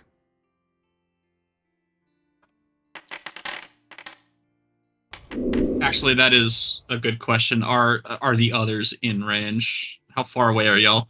Well, do the all targets or only hostile targets? It says anything living. So. Oh. Yeah. Let's see here. You may want to give a heads up to them because that's a 35-foot sphere. Yeah, I'm gonna yell, "Get back!" Yeah. So as it happens, does Oscar, do you obey? I'm gonna take his word for it. So yes. So how about you? Yeah, I just literally run and jump and fucking dive as far away as I can. Good. Okay. So as you run and dive, he does his 8d8 damage, which he rolled quite low on, actually, when you think about it. 4d8 because small ring. Oh, small ring, that's right. Oh, yeah, you're using a ring. So, yeah. You do that damage, and 27 fish kind of float to the surface. So you have 27 fish rations. And as Sozi dives for the bush, Sozi, you kind of land there with a roll. As you come to a stop, you see that there's a goose also hiding in the bush with you. Like a goose? Like a goose. Like the two-legged little like duck thing, but big? Yes. Okay. The goose has a dog collar that says Doolittle on it. Oh. I want to pick it up and go, "Hey guys, I found this." Now, as Mon is like settling down from the water and Osset's getting back up, you guys turn around and see Sozi holding a goose, but as she holds it up, it kind of brandishes a buck knife in a very courageous flourish, but not in an aggressive way. It's more of like a ha-ha! Like, he's kind of just brandishing this buck knife. Now, Sozi, you're close enough. Do you inspect the buck knife? I mean, is it a hostile act? Is it like a aha? I pull out my revolver and point it at it and smile. It's more of a behold, this is me kind of action. Okay, well, I'm gonna look up a knife then. I'm gonna observe a knife. I guess it's investigation, right? So on the knife is the words and are described the words "peace was never an option." Right. That's reassuring. Hug. You know they make great pets. Hey guys, this thing is kind of weird. Does the goose object to being like moved around? No. Can I just carry the duck towards the other two? Yeah, if you want to carry the goose, he's fine with that. I'm just gonna hold the duck above my head and just carry it towards the other two. So, as you kind of walk towards Osket and Mon, the Doolittle is actually pedaling his feet in the air as if he's walking along with Sozi. So, I assume that Mon, do you gather your 27 victims? I mean, fish? Yes, I do, in fact, gather all 27 of my victim fish. Okay. So, Osket, you see Mon grabbing his fish. You see Sozi flying a duck around or a goose around. What do you do? I will gather up the remnants of my net and work on just kind of patching it up just so it's far easier to transport the fish back. Gotcha. Good idea. So, you guys now have a Drake dagger and 27 rations of fish and a very odd goose. I assume you guys now head back with your still. Is Guard cutting out for Yeah, Guard's internet. Your internet is having a moment. Is it really? Yeah, you're cutting out pretty bad. Oh, it is. You've been cutting out for a while, but it hasn't been like. I thought that was my internet. Not very consistent. Yeah, until now, and then we couldn't hear anything. So it is. So this house has fiber, but it has little drop points. I don't know why it does that. Mm-hmm. Yeah. Because life is suffering. That sound fine now. Yes. Yeah, now you're good. Yeah. Okay. It was just because that one moment you were all robotic. Yeah. Yeah. If I get robotic at all, let me know, and I'll just stop and wait for my bandwidth to kick back up. Well, it just happened again. Yeah. It just happened. You just vanished mid-sentence. Yeah, I don't know why we're having issues right now. This classic Guardbro game right there. It's funny because like last session you were completely fine. Yeah, I had to call Cox and have him redo the router for the house because they're having packet loss, which is very, very fun. Hopefully this won't last forever. It'll stop being a little schizophrenic fuck. Here's the hoping. Yeah. But yeah, so you guys have your Drake dagger. You guys have the dagger wielding goose, and you have your rations of fish. Now, do you guys want to call it here and go back, or keep looking around? I mean, I'd say this was pretty productive. Let's head back before we shoot any more teammates in the back. Yeah. Classic. I'm in Sozi. agreement of that. Okay, so Sozi, do you hold Doolittle aloft the entire way back? Yeah, he's like doing his little feet thing. I'm just kind of like happily bouncing side to side as I carry him. Yeah, yes I do. Aww. Why does that fish say mom? Because he's hard. He's been hardened by a difficult life. You wouldn't understand him. All right. Because he has a tattoo. He loves his mom. So, Dink and Swoosh, you guys see Mon and Osket arrive with a repaired net full of fish, holding a foreign claw dagger, but most of all, you see Sozi walking along, hefting aloft this goose, who is still holding his buck knife in his beak, and kind of paddling his giant orange feet above Sozi's head as they walk along. Look, sister, Mighty Hunters brought goose home for dinner. Swish will make we'll make perfect stuffings. Are you saying that loud enough for all of us to hear, or? Absolutely. Oh, nope. She said that loud enough to everyone for it to hear. Oh, great. No more friendly back shots. Yeah. So, Sozi, I'm gonna hand you the Drake knife. That's for you. Keep. Stab people with that instead of the maid blade. Will do. Cool. You can add that to her sheet later. Already did. Oh, nice. So, you guys have the goose and the fish. Now, Swoosh, I assume you're going to cook the fish, or do you want to fight for the goose to cook as well? She'll take what's given to her. Now, the thing is, no one said the goose is not on the menu yet. Yeah, no one has corrected her, so she's kind of like so when they give her the fish, she's like gives the fish to Dink and then turns to Sozi and puts her claws out for the geese. The goose gives Swoosh like this little beady black eyes just staring at Swoosh, and you see it like firm its grip on its buck knife. Like very slowly, the feet kind of flip, stop pedaling above Sozi's head. Seeing the challenge, like Swoosh is also like her eyes start to harden as well, and she's like getting ready to like fucking fight the goose. As no one's knife fight. Yo, she has a knife too. She like takes out like her chef's knife. Sozi, what do you do?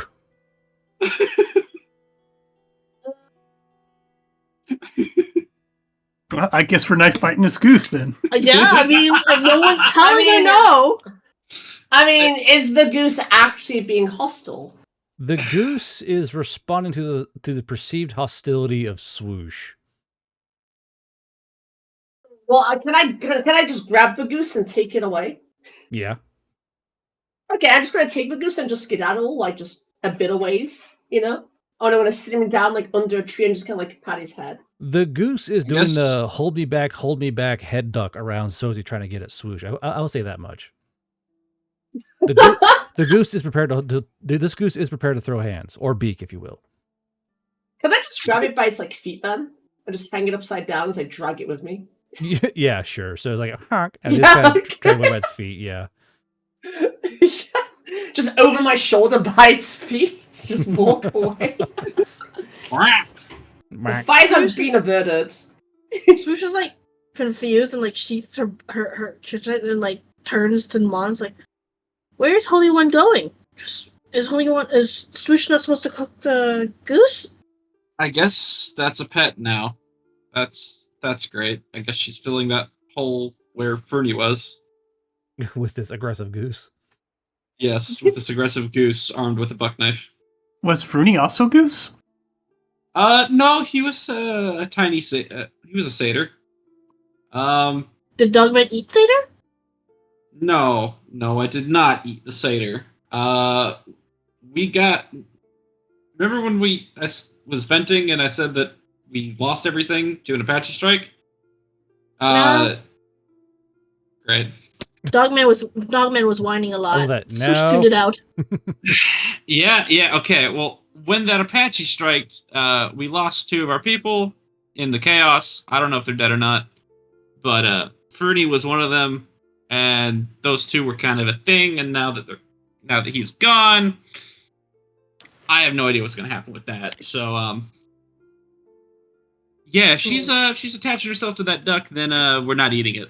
Because if it makes her not crazy, then I'm very okay with that thing being alive. Okay. Yeah. Okay. Lots of fish though, so you know, whatever you can make with that, please and thank you. So, Swoosh, what do you do?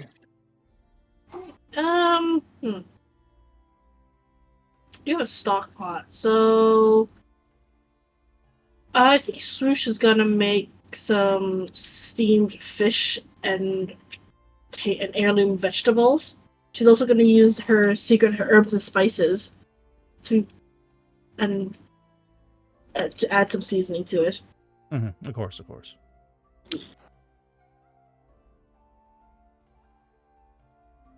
Okay, so do your cooking roll. Should be cooking, brewing, and brain power. Make sure you don't completely fuck this. Yeah, please don't roll a nat 1 into it like another nat 1. The fish is ready. Oh my god! I just caught it. Why would you ruin my food? No shit, that was close. That was fucking. She tried. Nat 1. She really tried. There was an attempt. Oh, did I forgot to? No, I did put a brain power there. Okay. Yep, you just rolled really low. Yes. Yeah. I was almost a nat 1. Jeez. Okay. So, I mean, you do cook the fish and vegetables. It's just not the best you could have done. The food is edible, but it's not very inspired. I don't think Dink really cares much about how the food tastes, though. She did make extra sausages for like herself and Dink. Second roll, then. Great. Oh, okay. It's so funny that like the sausages are like great there.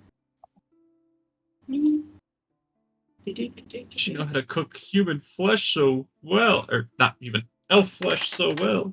She's a harpy. Yeah. So Dink's dish has like a smiley face made of sausages. So Dink, as Swoosh hands you this plate of smiley face elf entrail sausage, she cooks it in a way that it kind of permeates the smell of the camp. And the thing is that these sausages smell way better than the fish.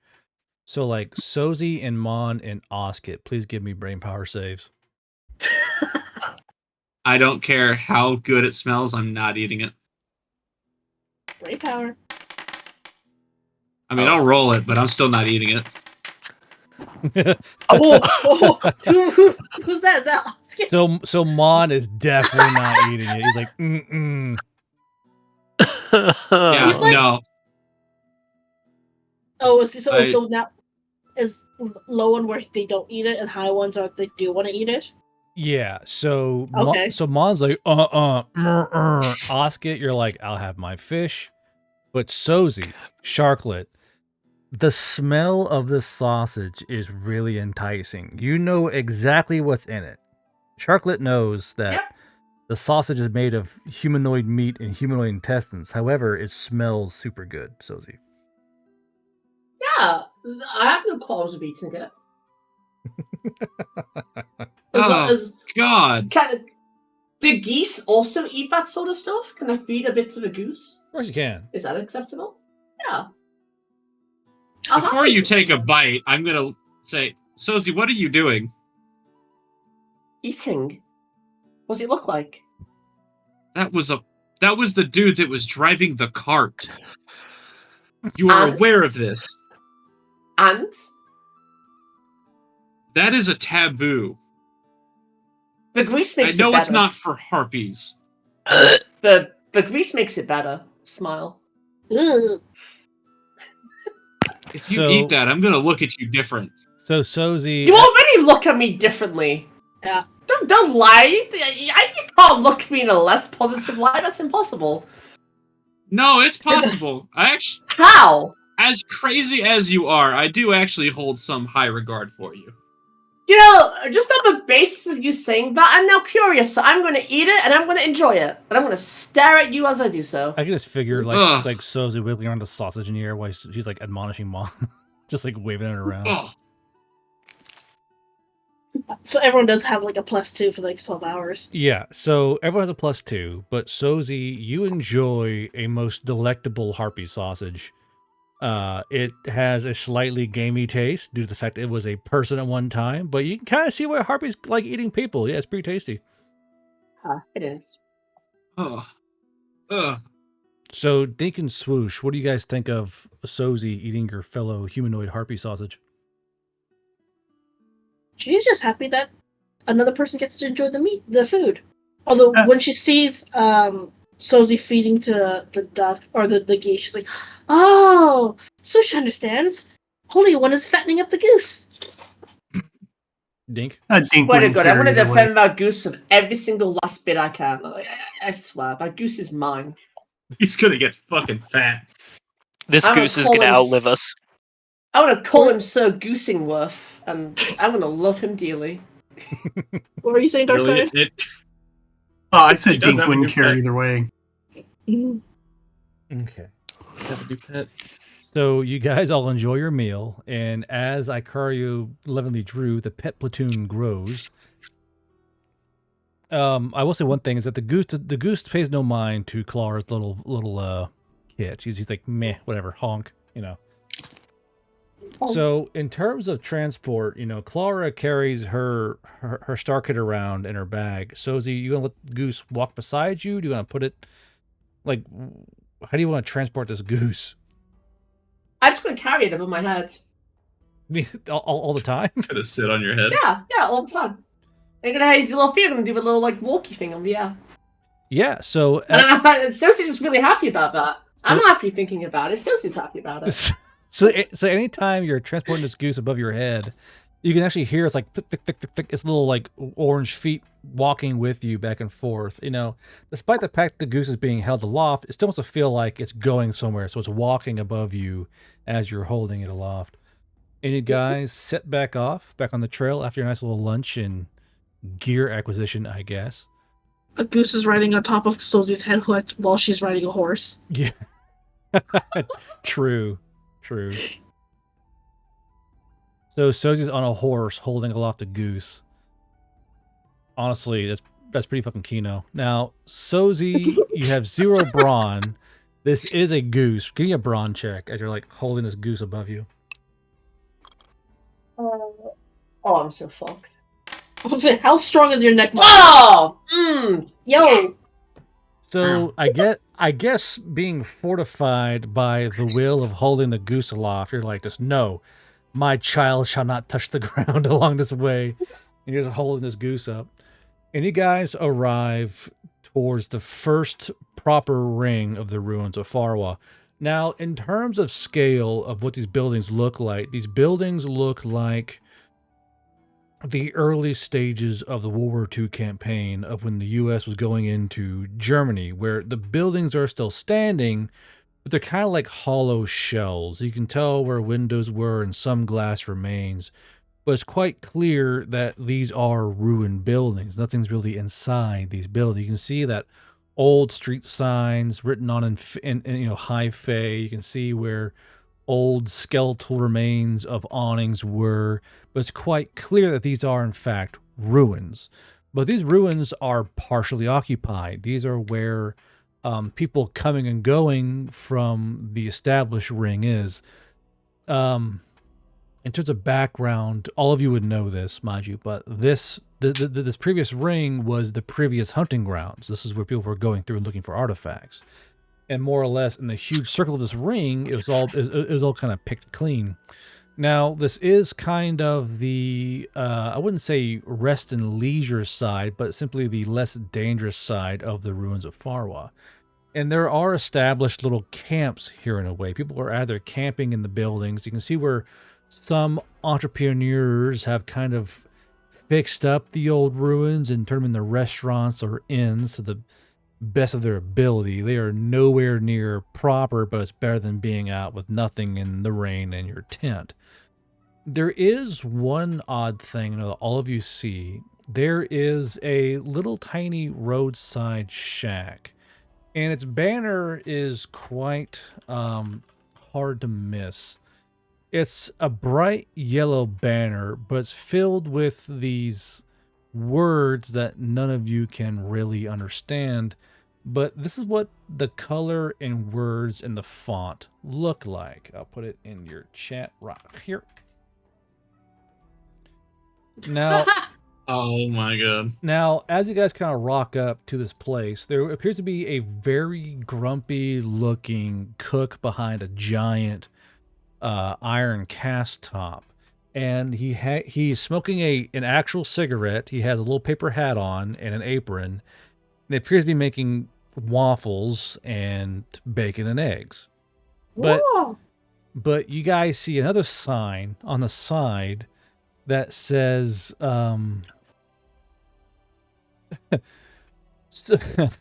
available semicolon or colon cooking lessons and hand-to-hand combat lessons. yeah, that's no. That's good. That's peak. So this is the perfect place for swoosh. So you guys rock up, and outside is a little booth are literally just 4 stools, and there's one dwarf eating a big ass fucking waffle. Now, in terms of what you guys want from this guy, I'll go in order of things here. So for cooking lessons, let's see here. Cooking, it's going to be 12 shanks per more or less per half level. So if you want to do a full point of cooking, it's going to be 24 shanks. while the CQB training is free. I will take some CQB training. Oh, can I get both? Yes, you get both. Yes! So, Dink, when it comes to you, what kind of training would you like to take? Dink hates cooking, but he could use both. Okay. And then Swoosh, how about you? Definitely both. Okay. Then Sozy, how about you? What are we doing again? The lessons? Yeah, you can have either Or CQB. either CQB or cooking. CQB. CQB is free. We have no money. Well, CQB is free, so. Yeah, I want CQB. I want to Okay. kick some ass. All right, CQB. And then for Oscar, how about you? Yeah, sure. I'll indulge in some CQB training. Okay, Mon? CQB training. Let's go for that full level up. Okay, and I'll get Clara on the back end there. So you guys rock up, and he kind of looks up at you, and he has this very tired, he's got bags on dress, and he goes, "What?" with this giant cigarette. Like, as he talks, the cigarette kind of wiggles. He never actually takes a cigarette out of his mouth. What is that you eating? He goes, "I'm not eating it. What do you want? You want food or you want training?" Both. Well, we can do cooking after. How many of you want hand-to-hand training? Mon raises a hand. Swoosh raises a wing. Dink raises a wing. Oscar raises a spinneret. Whoa! Spinneret. Ew. You have arms. And legs! Raise one of my little spider legs.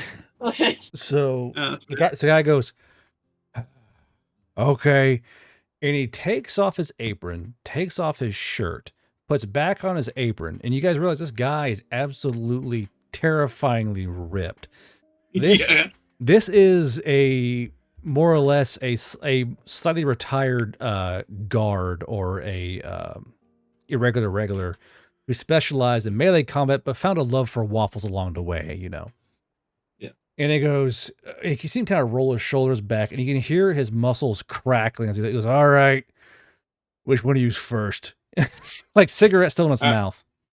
I'll go first. He goes, Mon will step up. He goes, "This should be fun." And he steps out around his little booth, and you guys can see like the butter smearing his arms and the bacon grease. This is a very slippery looking guy. He's very clearly sweating. He has arm hair from his wrist to his shoulders and over his chest.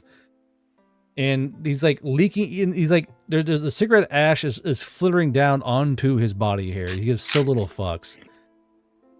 And I guess Dink and Swoosh and Sozy and Moss and Oski get to watch as this guy just completely manhandles Mon. There's no check here. This is a Waffle House employee.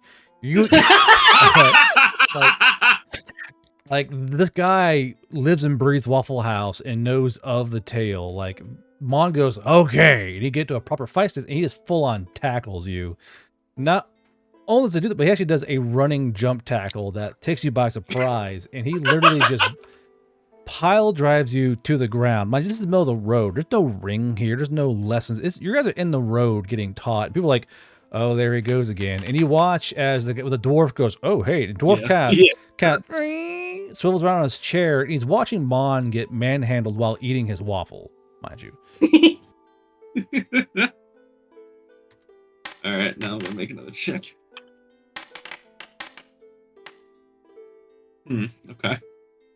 Brain power for what? Personal notes. For what? Personal note. I'm gonna seeing how Mon reacts to being manhandled like that. You fucking bottom. Of course you would. Do you want to share with the team what you're thinking of there, kiddo, or he's gonna leave it there? No, we're gonna leave it there. Okay.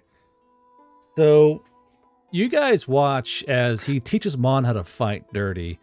Now, Mon, he does take out a cigarette and push it against your neck. Crit save. God. Oh hell no! Yeah. I ain't having none of that. Hey. So you don't scream. Now to be a contest. Roll me CQB and Brawn. +2 what? Oh, Grit. from the food, right? Yeah. Not that it matters, really. Ooh. Okay. Ooh. So Imagine Mon is so- like wrestling him, and he realizes, oh, he's not wearing a t-shirt. That's just his hairy arms. So you two, Sorry, so you two start actually tussling, and the more you guys tussle, and Mon, you get the upper hand every once in a while. This guy has a lot of bacon grease and butter and batter on him, and by the time you guys come back around and go to a grapple, you're now covered in like waffle bits, and you got bacon grease smeared along your cheek.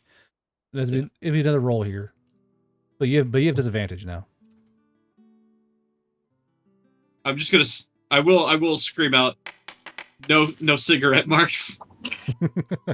No cigarette! No cigarette! Hold on. That +2.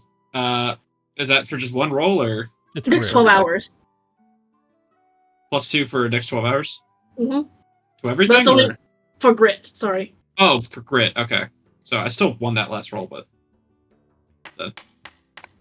Oh, it's disadvantage. So. Lose. Imagine if I could give you like a +2 to all your bonuses for 12 hours. Just tell me. That's insane. Exactly. That's I accidentally called a dragon level of rest food.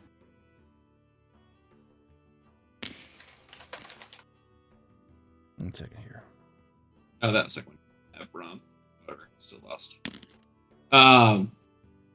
Okay, so you guys are both getting into it, and you finally there's a few bouts with this Waffle House guy. Now, as Mon leaves the air quote here arena, you gain 1 point of CQB from Waffle House training. All right. But you also learn a special move. All right. Okay. Now this is called the Waffle House Special. I'll send it to you to keep in your notes. Perfect.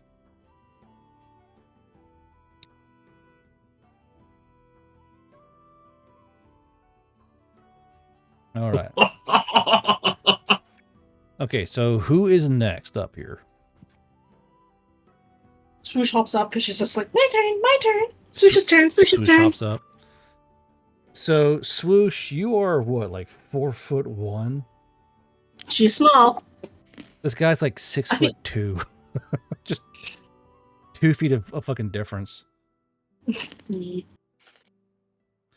So, to say that the fight is one-sided goes beyond call of action. Like, you have 2 brawn and 2 CQB. This guy is a CQB teacher. Yeah. Now, as you're fighting, you're getting covered, again, like Mon, in cigarette ash, butter, waffle batter, bacon grease. Give me a brain power save. I mean, I imagine the +4 from Tiny but Mighty is not going to do much of a difference. Not really, no. Not in a training scenario. Yeah, that's fair. 13. You're a cook wrestling with a big, hairy, muscular cook. Take with that role what you will, I guess, as butter and bacon grease smear across your face and body as he's wrestling with you. I mean, she just did disembowel like a man yesterday, so I don't think she's that put off by it. She did just disembowel a man yesterday. Oh my god, Rune is back. But in a very different sense than what Runa did. Yeah. But this one's for food, not art. But she also didn't kill him. As with Mon, you do gain your Waffle House training, and you gain access to the Waffle House special. This is not in the book, so you guys be sure to keep it written down somewhere. That is a thing you guys can use. Yeah. This is actually really good for my build, too. I want to see. It's actually so good for my build. Next up is who? Me. Sozy? Okay. So again, this guy goes, hold on a minute. Can I bring the goose with me? Oh yeah, sure if you want. So the guy goes, So the guy goes, hold on, I got an order, and he kind of walks back towards the counter because two more dwarves sat down because they were watching the fight, and now they wanted like, hey, we get some food and watch these guys get fucked up in the street. So he goes back and he cooks up a quick order of like double waffles with double syrup and double butter, eggs, bacon, and coffee. As he comes back around to fight Sozi, he's covered in more butter, but also like syrup, so he's kind of sticky now. And he's got a new cigarette in his mouth. He goes, "Okay, come on then," and he starts moving towards Sozi. Doolittle understands this is a training scenario, but he's more scared for himself than Sozi.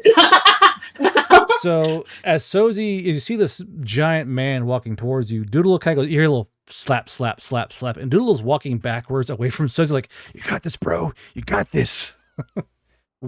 Reassuring honk towards Sozi. I put my thumbs up and I'm smiling at Doolittle. Just smile. Yeah, I got this. So as you do that and smile at him, this giant hairy arm comes around your neck and then jerks you skyward as he takes you into the Waffle House special. What? What? So as butter and waffle batter and maple syrup smears across your face and gets in your hair, you are quite short. You are not a bird, though, but you have no CQB and no brawn. Just for fun, it's really a D20 there, Sozi. Okay. Done. Oh. So, in a way of cosmic justice, the Waffle House employee makes you pay for your sins in a way. Where he goes, "Okay, remember, dudes, you gotta jump up," and Mon and Swoosh and Dink and Oscar watch as he jumps up and just soccer ball kicks Sozi in the chest with both of his feet and sends her flying across the road in a huge rolling tumble. And after a few more solid beatings, Sozi, you do learn, you do gain Waffle House training, Cool. as well as the special attack. Oop, I just deleted. There we go. Thanks, Control Z. But as you kind of come to as you finally come to a rest, and you're kind of sitting there, covered in maple syrup and sweat, you hear a light honk behind you, and somehow Doodle has found a moistened towel for you to use. Aww. Cute little goose. I want to pat him on my head and just dry myself off. Okay. I sent you the attack in your DMs. That leaves Dink and Osket. Who's next? You want to go Osket or you want Dink? Might as well get it over with. So Osket, Real quick question. Go ahead. So the sneak attack, is that already applied to the 4d6? No. Okay. Thank you.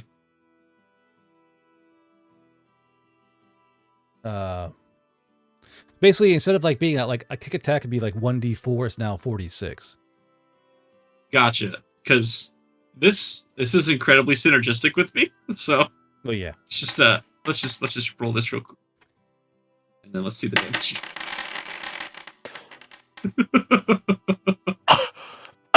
I'm sorry. Because what? Because it's dual wield, I get to roll that twice.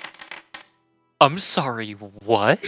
Yeah, I'm gonna get a lot of use out of this. Remember, Mon is partially a fucking werewolf, so don't mind him. Yeah, I have really strong claws, a spell that I'm buffing with them, and now this. But also like he like I'm a melee monster, and like LOL sniper rifle goes brr. And I slap the round out of the sky. LOL back shots go burr. Yeah. Then he slaps the round out of the sky, and then I know what it's like to meet God. Yeah. Well, I actually intend to make Mon a god at some point, so yes, maybe. You also keep in mind, in order for him to do it, he still has to use AP. So Yeah. You know. Yeah, but I regen 10. It only cost me 9.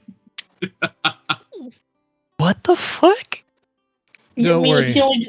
Brother, my character is built. Don't worry. Yeah, he's a glass cannon. Don't worry about it. Chat's been meddling with Mon quite a bit. We'll put it that way. I am chat's favorite toy. But I think he Osket, knows it's your turn for the minute. Now you are taller than him, and because you're a giant spider, you got more legs. You have the same amount of arms. You're like, this would be fine. Until he just runs up and straight up tackles you in the legs, and somehow this guy gets wrapped around all one side of your legs and completely topples you over.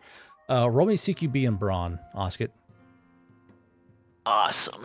CQB is... Oh, can you see them yet? The skills?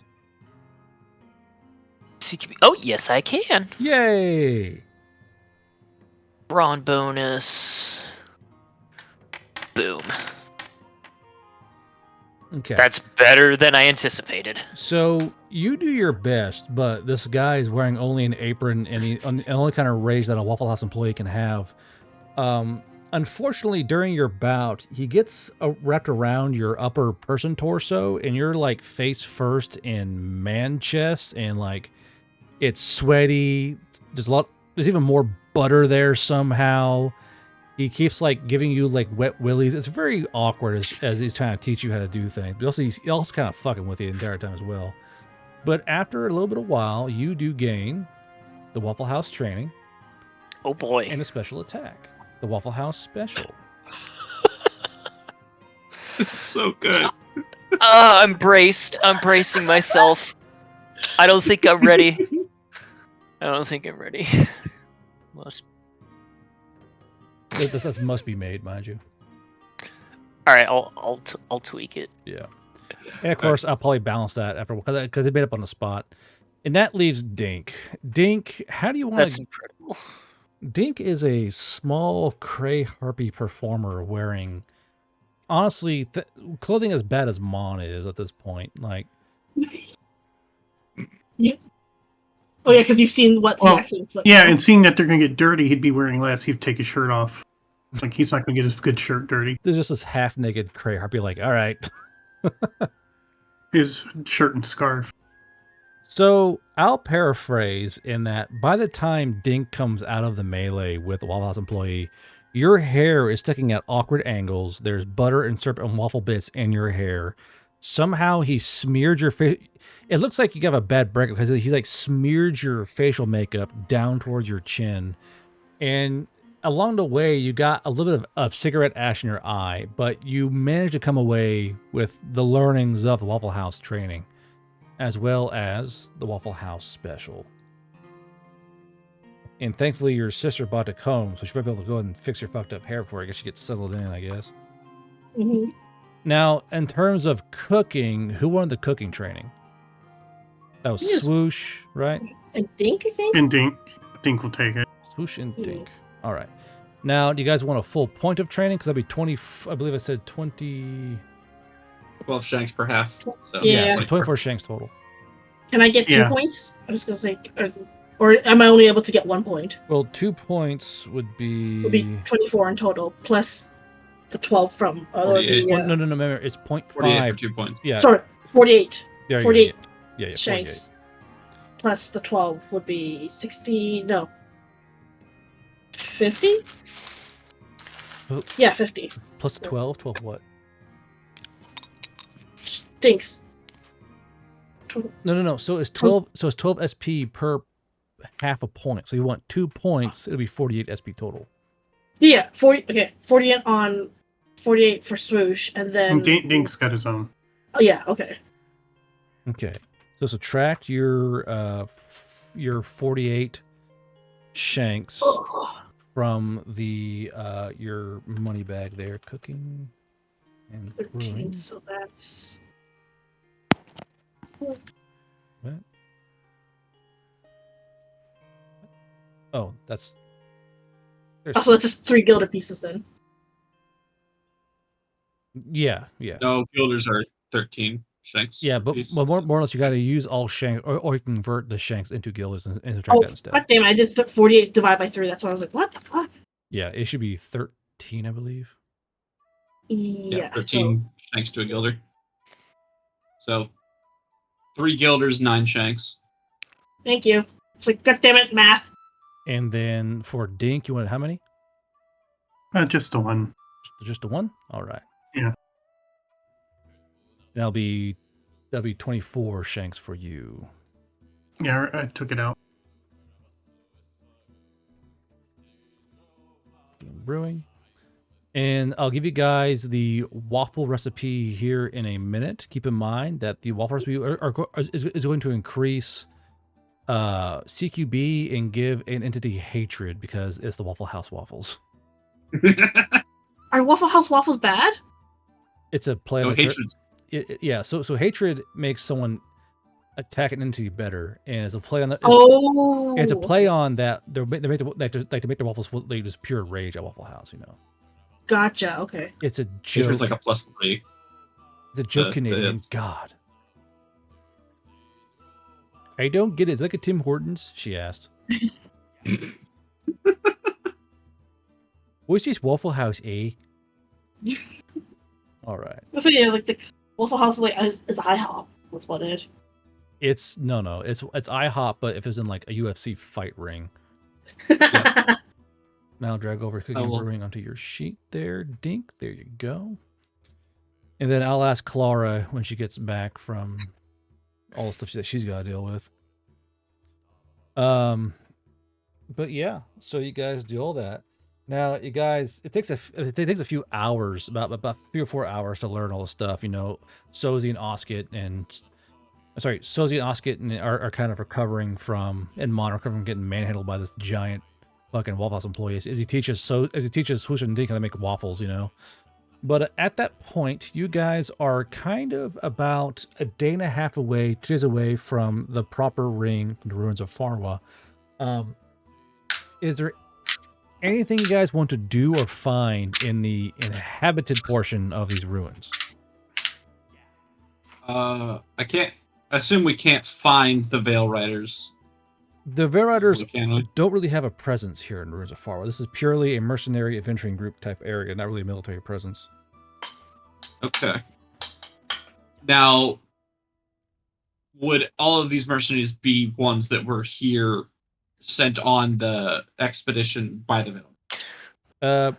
A mixture of. It's either private groups or those who were sent by the Veil Riders. It's a huge mix.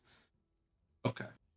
I will try to be asking around to find ones that are on this excursion with the Veil Riders, because I never got the mission, and I kind of want to know what the fuck it is.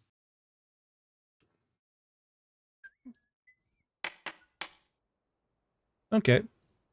So, you kind of talk around, and the more you talk, the more you realize that all the groups have different missions, but they're all in line with certain things that the Veilers are trying to find and pay for. So some groups are being paid to go and find like golem core. Some are being paid to go and find magical elements or magical items. Some are being paid simply to get in the way of the orcs. And the more you talk, the more you realize is that the orcs inhabit the northern portion of the ruins of Farwa. And these orcs are kind of warring and getting in the way of other parties. So the orcs and the there are orcs to the north as well. If you notice, there's a high plains above here now with orc holdings. But there's also elements of the Southern Elves and the Alberdan Valley Elves to the north as well. So the city is kind of being split. And even while trying to survive in the ruins of Farwa, there are still fights breaking out in the ruins themselves as these different kind of parties and groups are fighting for access or over certain items being found in the ruins of Farwa. Of course, any of these groups have a radio? No, they do not. Due to the fact that it's very hard to get radio batteries this far north in the ruins of Farwa, and the fact that unless you go and buy them directly, the Veil Riders aren't going to risk losing batteries to this giant ruin scavenging area. Yeah. Now, go ahead. If everyone roll me perception and something else that I keep forgetting. Stand by. I believe it's brain power, but let me double check. I don't know why, but I never remember this one skill always just fucks me up, and I have no idea why. Well, it's because there's 4 senses on perception, and then sight is investigation. So yeah. So for 4 perception, give me. Let's see. Yeah, brain power. So roll me perception and brain power if you have it. If not, roll brain power.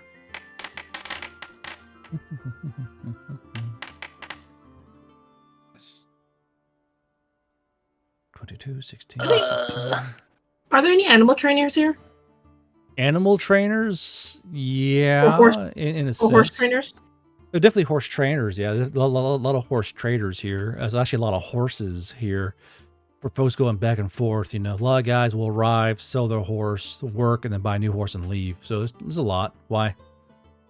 She's looking for a trainer, not trader. Well, she wants to. Well, I'm saying a trainer. Why? Like, let's see if she can like teach Wicker how to learn how to kind of attack or something or defend himself. That is an like a war horse or something. That's an excellent drawing, Icario. Holy shit!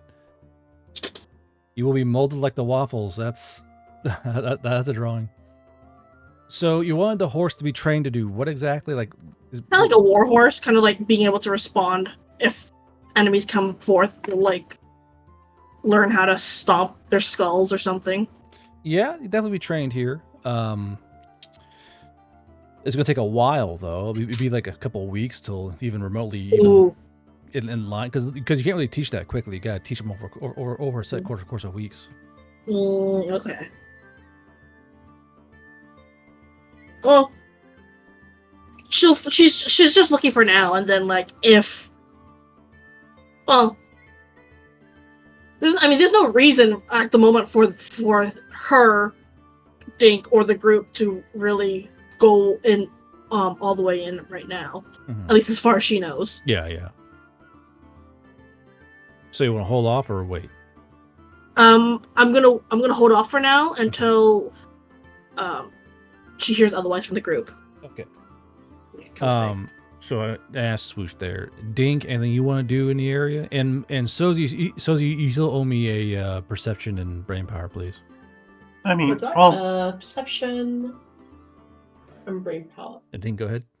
All Dink would want to do is look for trinkets over here. So the trinket trade isn't really here. Most folks take their trinkets out of the ruins of Farwa. They really trade them here. So you won't really find much trinkets. Oscar, do you want to roll as well? Just brain power? It's just a flat brain power bonus? Because I'm trying to find it, and I still don't have it. No. So you have perception. So go to skills and see if it says perception. You'll see a scroll next to the 6. I didn't get the Waffle House stuff. You did. It's in your combat or skills. Skill modifiers. Yeah, skill modifiers. You didn't see it, Oscar? No, it's still not here. I'll roll for you. Okay, I will fix it. Thank you. Yeah, we'll talk it over. How could Mon fail me like this? Look, man, I thought Archie and Madcap had that handled. 12. Nice. Okay. Splendid. So Mon, you mostly as you're kind of waiting around and smelling waffles, you hear from Scuttlebutt, Mon, that that the new quarter opened up. This place was picked clean. They kind of advanced into the next ring because they actually had the power to, the manpower to. But the ring is fresh, and you hear in particular about a section that is constantly on fire. The place still crackles with ethereal flame of when the first combined armed army went through and were trying to kill the Fae in that quarter, and it's basically always covered in a thick, dense black fog from all the fire smoke. But that there's a lot of good things to be found there that are more safe to travel with. Like, they're expensive, but not really so powerful that it risks you getting stabbed in the back on the way home. But Sozi, you hear that not only are there orcs and Alberton Valley elves and Southern elves to worry about in the northern ruins, but there's also rogue bands of other adventuring groups or mercenaries that operate in the east and west that prey upon both the friendly aligned parties and the hostile aligned parties. They lay in wait and ambush those who they think have enough proper goods that will allow them to get a really fast payday. And these kind of groups all wear rags or handkerchiefs or face coverings, so that way as they're leaving down the Dead Cities road, they're not recognized by possible survivors of those whom they ambush.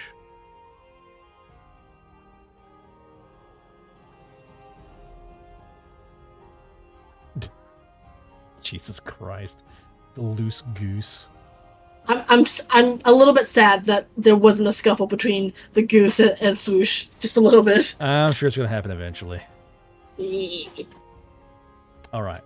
So, as a group, you guys are fed free rations. Y'all get a free waffle dinner with the fact you had training. So you guys have all had your waffles, your bacon and eggs, and a lot of hair in your mouths from the instructor. So, do you guys want to push through straight to the ruins of Farwa, or take one more day getting there and kind of keep your fatigue in line?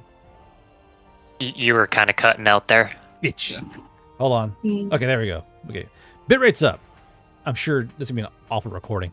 Do you guys want to push through to the first proper gate of the ruins of Farwa and suffer a point of fatigue by walking through the night, or do you guys want to take your time, camp, and then arrive the next morning?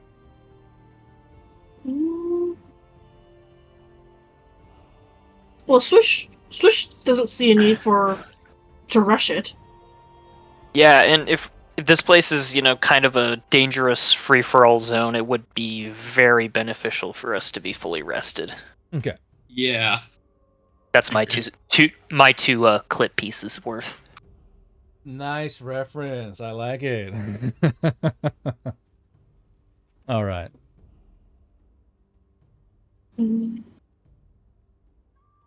Let's see.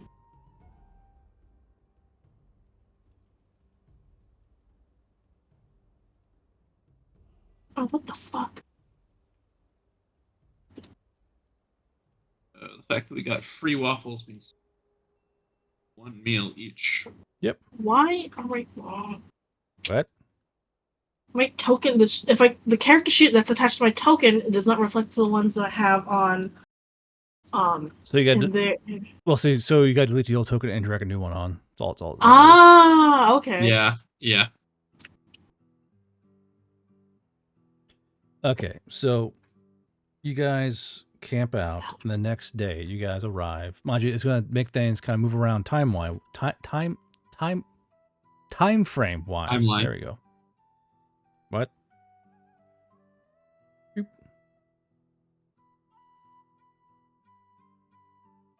It's a map. It's a map. Boom. It's a map. 90% map. Can I have permission to be able to delete my own tokens? We're going to a new map, so. I know, fair enough. I know, but like in the future, just so I can like. I mean, you already should. I'm not sure why it's not allowing you now. Woo. I know that when you guys were cleaning it out, I think some permissions were getting tinkered around because at one I had to ask Madcap to be able to allow myself to pull one of my tokens onto the map. The game has to be on pause to delete them. Well, I was trying to delete them before, just now, and it wasn't letting me.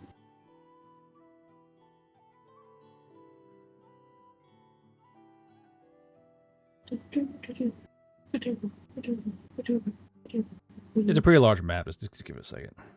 Oh, okay. I was like, I refreshed my browser just because I'm like, is it just me? It is. It's thinking.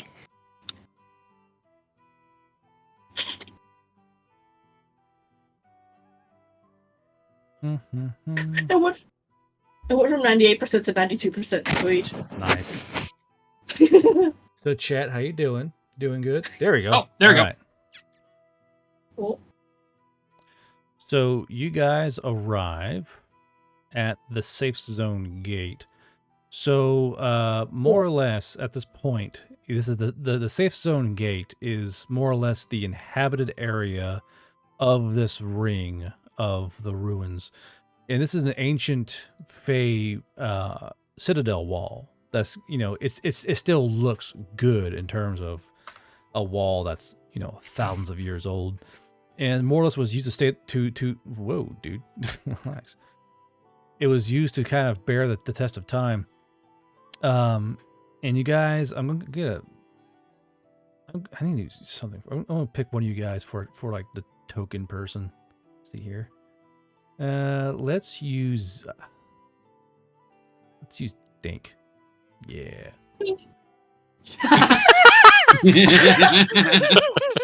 Hey, link to the old token art. We'll do appearance, dimensions. We'll do 5, 5, 5.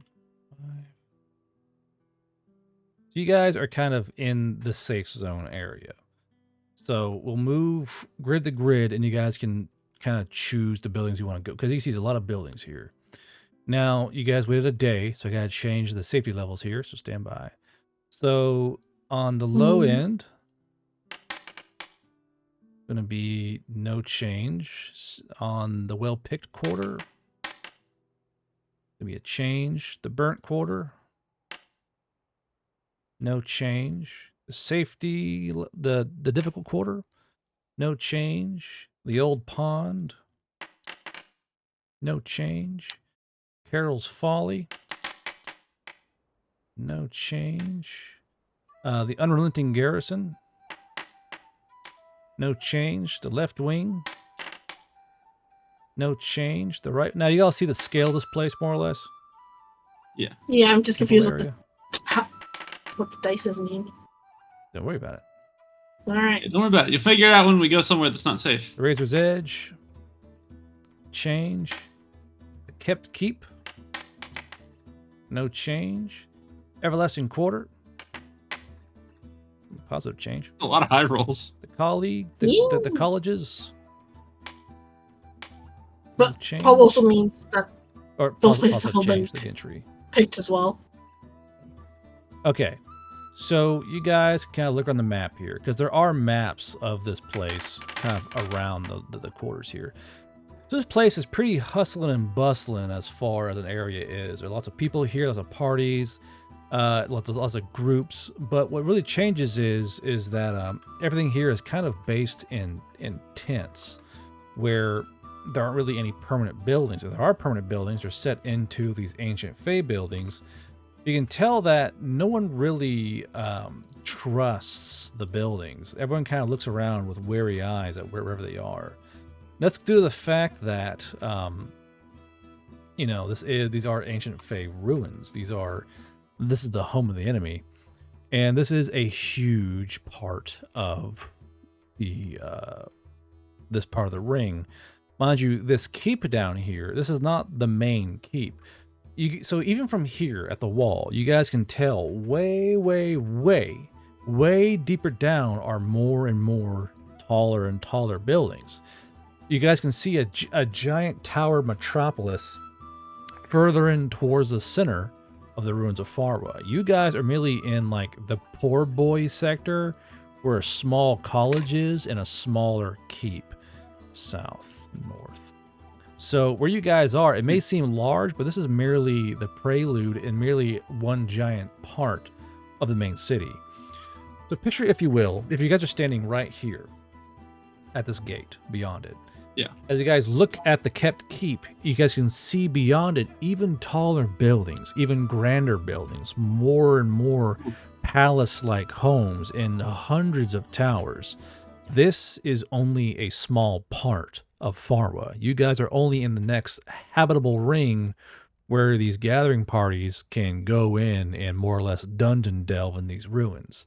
This, as large as it is only a suburb, or considered a suburb to the main actual ring.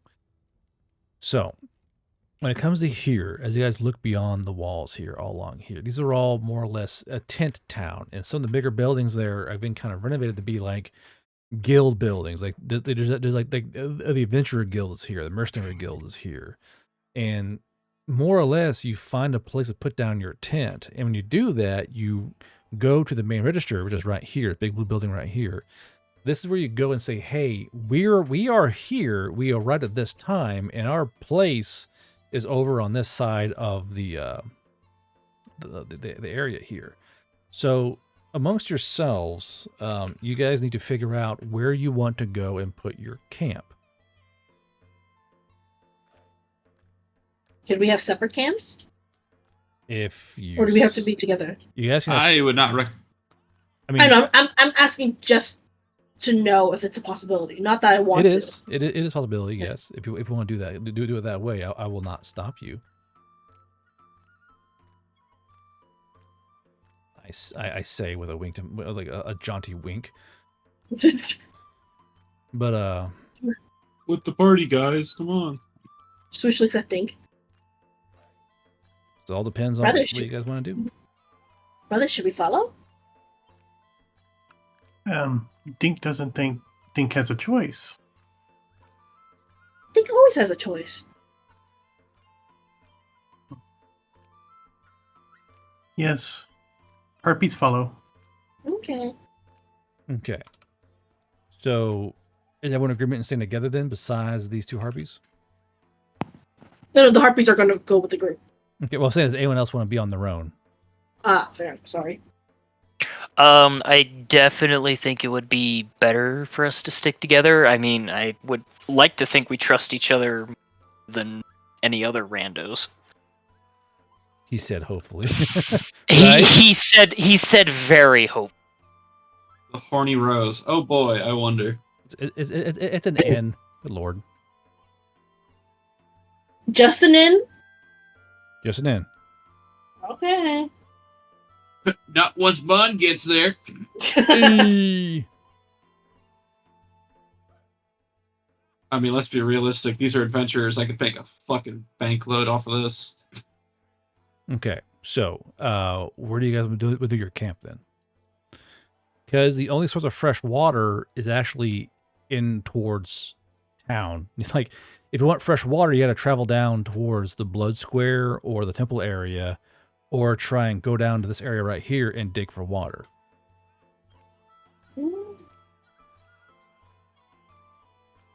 Yikes.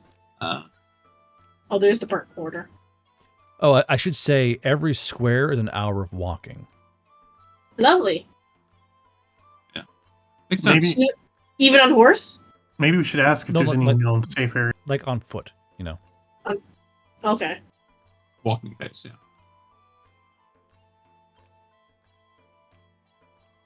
Imagine if you go, imagine that's like at a nice, even, cautious. If you're like running through, it'll be faster, obviously. But like if you're doing like I'm going through enemy territory kind of walk, then it takes an hour. If you guys are like just briskly walking or like jogging along, it'll be like basically 20 minutes per square.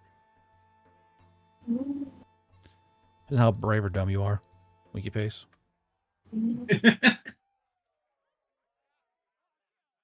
How many times do we want to let guard roll for an ambush? I mean, Weirdly enough, I do wonder if it might be better to go to the old pond. Because I'm assuming the higher the level is, okay, the higher the safety level, the more safe it is, or is it the? Okay. Then yeah, because that's a 7 out of 10 compared to being in the difficult quarter or in the blood square, or safety, or the temple area rather. Now, are there tents set up at the Blood Square, or are those torn down like merchant tents? So those are ancient Fey merchant tents. Like the only tents you have are the tents like up here. Anything else in town is going to be either someone camping out there purposefully or an ancient Fey like market stall or a tent or a pavilion. Yeah, I say that we stick with the setting up our space with the rest. Unless we're gonna camp out for some kind of reason, yeah, let's stay up here. The reason I say this is because I worry about water, right? Because how are we gonna... I mean, you can fly, so right, get water pretty quickly, and we could also just. But I can fly, but then, or me and they can fly. But how much water are we going to be able to? Are we going to? How long does it take us to fly there? And how much water can we even bring back? You have backpacks, right? Okay, yeah, but then it's like the rocket and the fuel issue. The more we bring, the heavier we'll be, and we're less likely to be able to fly. I mean, we're going to be going out anyways every day, more or less, so we can just fill up at the Blood Square. That's kind of like on the way if we're going further out. Okay. And if we're going to camp further out, I mean, there's a river over by the temple area, so go there. Yeah. Yeah, but that's it. Okay. Yeah. All right. Well, I assume that there's tents here that we could foreseeably purchase. There are tents for purchase at a very ungenerous markup, but yeah, there are tents. Yeah, because I know that me, Chocolate, me, Suzy, and Clara don't have tents because fucking lost our shit. So, yeah, Yeah. Can Crowley Man not make new tents? I mean, I probably could, given enough time. I mean, I allow it. I wouldn't stop you. Just rather not question waste of. Do what? Or Yeah, I I'd was rather just gonna say, not waste the time. Yeah. But my question is like how much can I do a day? I mean, how much butt juice do you want to push out there, Spider-Man? Exactly. Like, if you want to, like, just heave on through and keep on churning. I mean, you might get a lot done.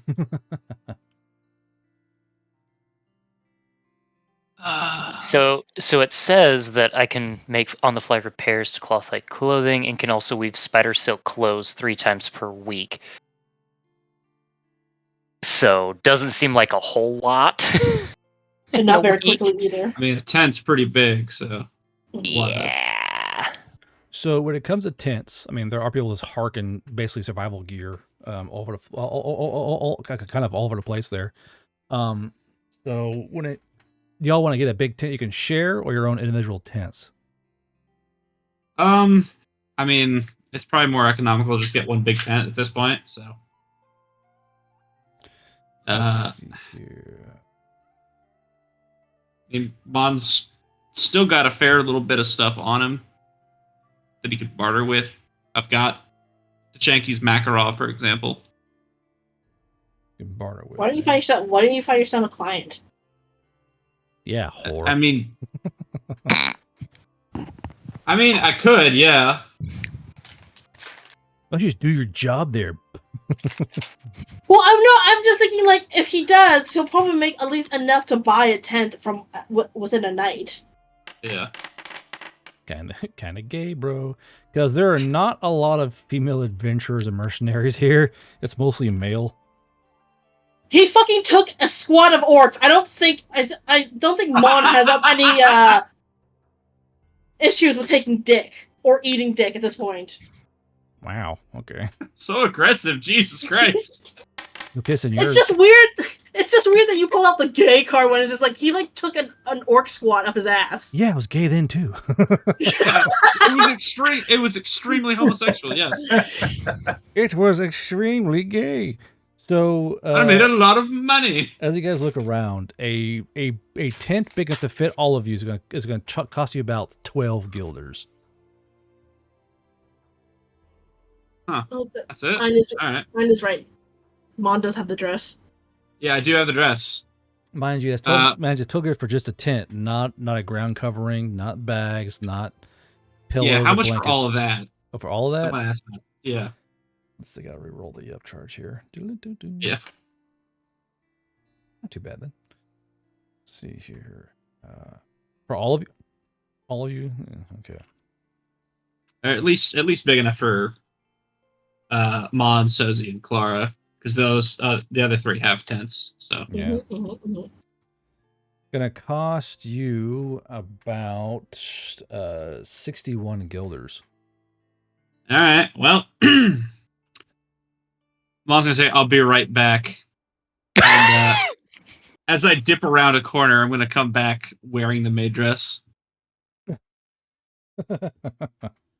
Yeah. So boy has become pretty girl. So I'm not familiar with the maid dress. Would somebody like to clue me in? Oh, I hope not. Mon. All right.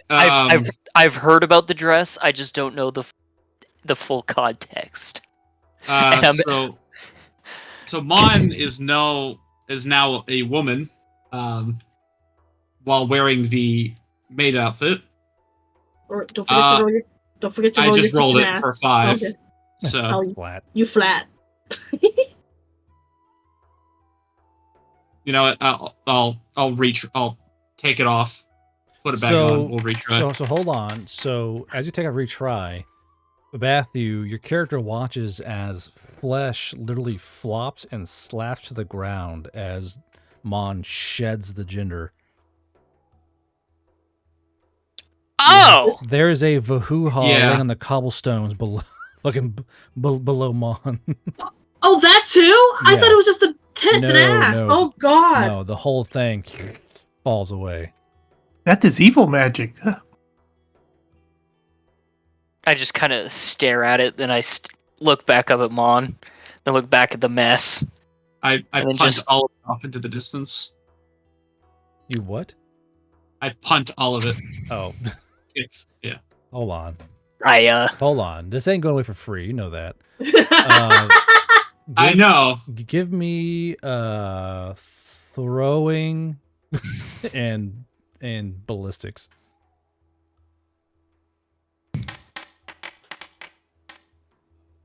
Not the best kick you could have done. So as you kind of punt this mound of flesh across the air, multiple people in town just kind of hear this like flapping sound, look up and see just disembodied fucking Value flying through the air, and hear like someone goes, "Oh, gross!" and someone like panics and like rips their shirt off. Oh my God, it's on me! Because he just saw this thing just fly through the air and hit him in the chest. Like, oh my God, you know, and so he's just peeling his shirt off and throwing it. You know? Right. It doesn't matter. People are all over the fucking place, dude. I would have picked a very secluded location to do this. Thing is, like, you didn't hit very good. You had a slight slice to it, you know. You didn't quite go for the main goalpost of the fucking soccer goal there. Well, I regret asking if that was your goal. So you put it back on, and you put it on, No. and you get like a bit more of an oomph to your Yeah, the outfit 14. there. I rolled the 14 for it. So. I know. I rolled a 5 for who's interested. Great. I will allow you to do a moxie and market sense. Just try and market yourself. Okay. Nice. 30. So you're walking around, and as you're kind of looking around and you're like harking your wares, you realize that not a lot of folks here really have money, because everyone's here to get goods, and they arrive here with what they need, and they more or less live off the land in the town or what comes in on trade, which is in trade goods. But as you kind of look around, no one's really willing to part with either the money or their goods, being this far out, for a little bit of cheap slam. Cheap? How dare you? Let's see here. I don't like that laugh. I'll roll for the race. Hold on. Oh boy. Oh no. This should be funny. This should be terrifying. All right. D18, eh? R1, D18. 2. Aggradaling. Great. There is a very... I'll roll for his body type. Why not? God damn it. That's not great. There is a slovenly, fat, double-chinned, acne-ridden, aggradaling merchant who is the only one in town who has the money, or who has money to pay you outright in guilders. It smells like he has not washed in many a day. He is ripe. He's clearly not taking care of himself. You can smell the man funk from like 5 feet away. And it's quite clear he has a penchant for overindulging in drink, because he smells like cheap wine and cigarettes. But he is the only guy in town who's offering you the amount of guilders you need to pay for the tent and all that. So, up to you. No. No. No. No, at this point, I'm gonna have to call standards. I'm not doing that. So I've done a lot. I'm not doing this. He's already had a taste of Berry Belly. He doesn't want another one. So as you say, tell him no. Uh-oh. Interesting. Gonna get angry. Interesting. Hold on. A D6? Okay.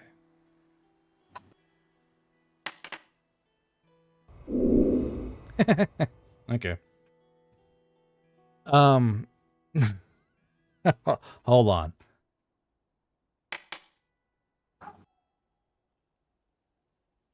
So you say no. Okay. Yeah. What's your plan for a tent then? I will. I'm gonna have to ask Oscar if I can just like sleep in his tent with him. Just normal sleep. Normal sleep. I feel like I have to enunciate this for chat to not be weird.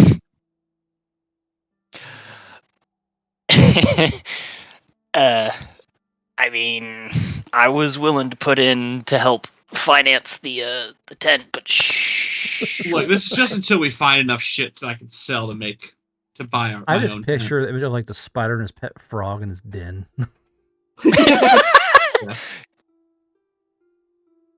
Fair. Probably just be like for one night. I have standards and I'm not going to go that low. I'm willing to go pretty low, but not that low.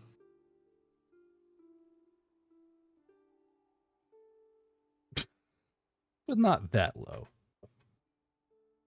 Yeah. Okay. So, where you guys will make camp then? Pinpoint the spot, would you?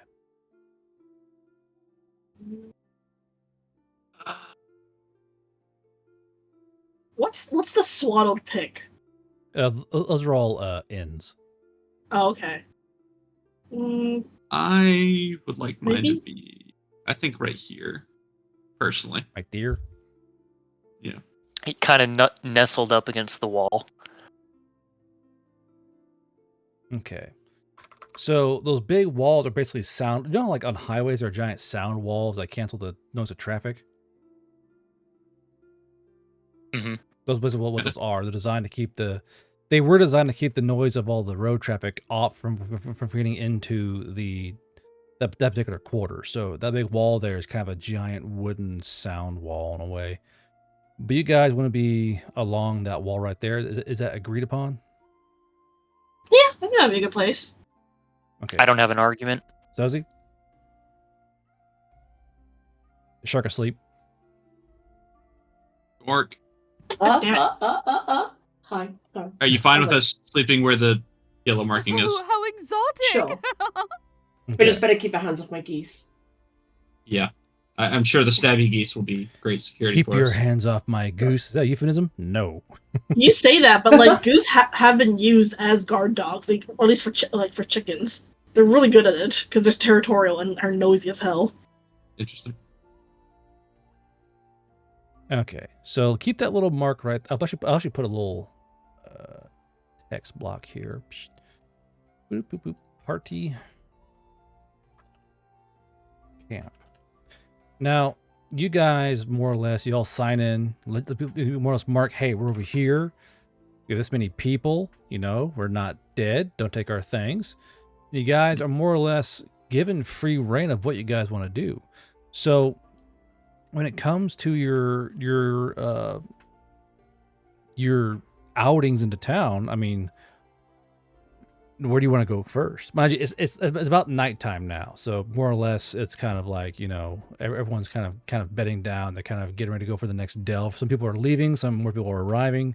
It's a constant stream of movement here around the safe zone gate. But in terms of where you guys want to go the next day, I mean, scroll out and see where you want to go. Now, keep in mind there are lots of folks who actually camp. They'll go like 5 hours into the town, and then they'll camp, and then they'll go 7 hours one way, and then they'll camp. So people are actually out camping right now in town. You guys can see within the windows of some of the abandoned buildings, there are like little flickering campfires. At the same time, every now and again, you guys will hear a really shrill, bright scream, or the sound of gunfire, or the sounds of fighting in town. So it's a constant buzz of activity, no matter where you go. So, in terms of where you guys want to do your first jump to go look for stuff that you guys can maybe try and get, or sell, or find, or keep, or barter with, and what area do you want to go? I would say start somewhere safe to begin with. Yeah. The difficult quarter might be a good place to start. Yeah, the whatchamacallit, constantly burning place, that's the burnt quarter, right? Yes, the one with all smoke in it. Yeah. Gee, I wonder. I gotta ask to be sure. I know, I'm just giving you a hard time. Yeah. So with that in mind, I think Mon wants to go check that out first before it's picked clean, because it's close proximity to a safe zone. Okay, that's just is the safety level a reflection of how much things have been picked, how much things have been scavenged or picked clean? No, as well. No. Okay. It's just simply how dangerous that quarter is at the current time. Okay. So a completely safe area could have like a lot of things still there for people to scavenge. Okay. But you guys haven't learned why it's safe or unsafe yet. You really know, hey, this area is unsafe, this area is safe. That's literally all you know. I was going to say, I think Swoosh is going to maybe see if she can find a shift or something to help, like, in one of the inns to help cook, so she can gather intel about the areas, the different areas here. Mm-hmm. Gather intel. Okay. So, you said Swoosh is going to do that? Yes. Okay, give me 1 second here. So, Swoosh wants to go gather intel. So I'll go by line here. Let's see. So, Dink, what are you going to do during the nighttime area of this first day? We said there's not many people here, so there's no point trying to earn money. So, I guess I'll join Swoosh in trying to find information about this area. Okay. And then, Mon, how about you? I guess I will just, try to ask about what quarters people have been going into, trying to gauge like where people are currently looting from. Okay. So info. Oscar, how about you? Not terribly sure. I guess I would also gather info, just, go off in a different direction from everyone else and just kind of pick everyone else's brains. Just kind of chat them up. Okay. And then Sharklet, how about you? Probably gonna shoot someone. Please I'm gonna pet my goose. You're gonna pet your goose? Yeah. Is that like a euphemism, or are you gonna actually pet your goose? I'm actually gonna physically pet the goose. Gotcha. All right. So you're gonna sit there and camp, just pet your goose? Oh, okay. that's all I'm doing. So I'll go in order here of weirdest and not weirdest. So Sharklet, Sozy, everyone kind of disperses, doing their own thing. You're sitting there at camp, petting Doolittle, and as you're kind of petting him, you hear honk, honk, a little more low, honk. Okay. I keep on petting the goose. And just ignore if I can talk to you. Oh my god! Sorry, I'm just gonna keep on petting it. Okay. So you're like, okay, and the goose is kind of like, yes, this is nice, yes, and so you just keep petting your goose, and he's just letting you pet him. Now for Dink and Swoosh, what area do I guess go towards? The inns, or the Mercenary Guild, the HQ building, the Adventurers Guild, or kind of just mingle around the main street? Swoosh is definitely going to go into the inns because, maybe she could help out as a cook, earn money, as well as gain information as well. It sounds fine to Dink. And Dink, maybe can you earn money by doing a little dance? You little dancing monkey. Well, I mean, not As like for a the big fat show. Agadelling. Dance for me, bird boy. Dance for the dance. He's crying in the corner. I hate this. Okay, so you guys are going through. I want Dink and Swoosh to roll me perception and brain power for hearing. Ooh. I keep forgetting I should have had brain perception, but I don't. Whoopsies. The Doom of Scarlet. Nipples is free. Okay. What? Is a little drawing Oh. at Cario. Oh. Yeah.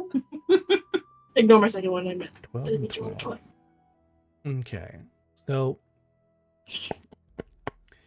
you guys are kind of hearing around, and as far as you can hear with that kind of roll, only thing you really hear natively just listening is that more or less the area is still completely like up for grabs still. Like there's still stuff being found in the burnt quarter and the difficult quarter. Now, what you do hear is that the city is more or less reacting to the presence of these new I'll call them divers. That's the wrong book. These adventurers and mercenaries, the city after being dormant for so long is slowly coming awake, realizing that these living things are in it. It's not deer or squirrel or whatever else. It's actual human beings fucking with shit. So the city is actually becoming alert to the presence of other human beings, well, other humanoid beings that are on the list of not wanted types like dwarves and elves and such. Go ahead. So, what does that mean? Does that mean it's becoming hostile, or it's like what do they mean by when they say? Do they explain when they say being alert means? You have to go and ask. Who's saying it? Is it one of the staff or is it a customer? Just one of the adventurers in there, like basically kind of relaxing in the building. All right. Screw it. Was Dink with her? Or Yes. is Dink on somewhere else? Yeah, Okay. Dink. Swoosh is gonna turn to the and ask Dink, like, brother, you ask the adventurers what they mean by alert. Dink will walk up to the table.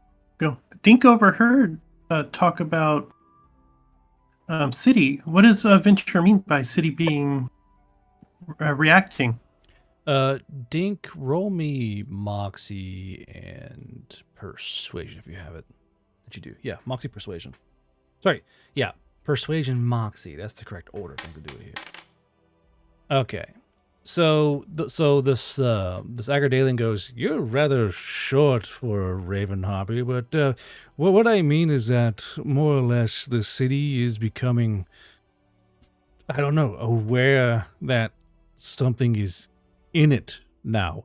Like, I believe due to this being maybe a more affluent part of the Ring of Farwa, that there are more golems here. There are more automated systems here. Things that react more to things that are alive with it. Like, for instance, I know there was a group that went all the way down to the colleges and they hit a automated defense response team that wiped them out. Like, it's as if this part of Farwa has gone untouched since the Great Fey War. Dink sees. Any other dangers besides automated elf stuff? Oh, absolutely. We found buildings with, I don't want to call them traps. It's more like security systems, really. We found a lot of cursed objects that have killed a few parties. The town is simply, well, this not, I hate want to call it the town, but it's more or less a slice of the town that is, I mean, it's full of riches and warnings alike. The Blood Square, there are like specters there. I think they're old citizens. There are these wandering, broken golems. The unrelenting garrison, there are a lot of weapons in there, so I understand, but it's just difficult getting inside it because the walls are manned. As soon as you get close to it, they open up with these siege weapons, or you have arrows flying at you, or wand fire, and we're not really sure who's inside there shooting at us, but there's clearly someone inhabiting the old garrison. And then there's the keep itself. We have a theory, little Raven Hoppy, that there might be still Fey royalty in that keep. It's an aura about it, you see. I do know that some of the Forgotten have been spotted here and there in this part of the town, city ring as well. I'm talking like brownies and the like. Have you ever come across a brownie? Dink is not sure. They're like little bitty mini Fae that weren't really important enough to take with them. I know me and Jack here have personally seen what appeared to be I don't want to call it undead, but it was certainly not a living satyr just sweeping the front steps of a townhouse. Didn't react to sound or calls or even rocks being thrown at it. It just stood there, sweeping forever. Okay. Sister, any other questions? She was like kind of like, yeah, she was like not trying not to bring up the piano. Well, you're the one who wanted to question. Yeah, it's just she wasn't expecting Dink just to straight up call her out. I think I did have a question. I can't remember now.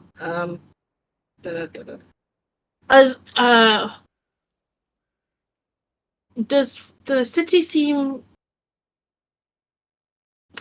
Does it have anything to deter harpies, or is it mostly on the ground? We have seen Hoppy Scouts getting into tussles with something, but we haven't really. Well, no Hoppies that have come back alive to really tell us what it was. So it might be some kind of anti-Hoppy thingamabob, but it's in the skies. It's like they're launched into the skies via some kind of thrower. Oh, so no flying. Okay. Well, I'm sure you can fly, just maybe not too high. Swoosh has no more questions. Does Brother have any questions? No, Dink is good. Okay. Thank you. What kind of adventure is this? What'd you say? Or what race? What race is this adventure? Agardailing. I think it's Agardailing is thank you, Snow Elf. And she's like yeah. Or Snow Ears, that's what it was. And she like brings him like an extra round of beers or something. Okay. I don't know. Maybe be 12 shanks for beers. It's quite expensive. Ugh, never mind. I'll bring one for him. Just him then. Okay. All right. So subtract like 6 shanks and call it a day. Okay. Dink will give a little bow and walk away. Nice. Okay. Now going from that, let's go to Mon. Mon, where are you going?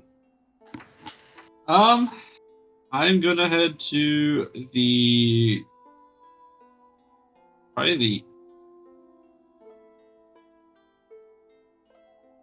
gonna say the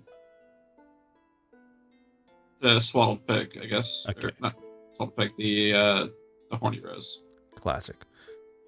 Okay, so much like the Swaddled Pig, the Horny Rose is more or less using the name that the Fae gave it. This is the actual name of the place, as well as the Swaddled Pig. This is an ancient Fae inn, and it's very architecturally well done, but it still has that kind of unused, marked by time, passage of time kind of vibe to it.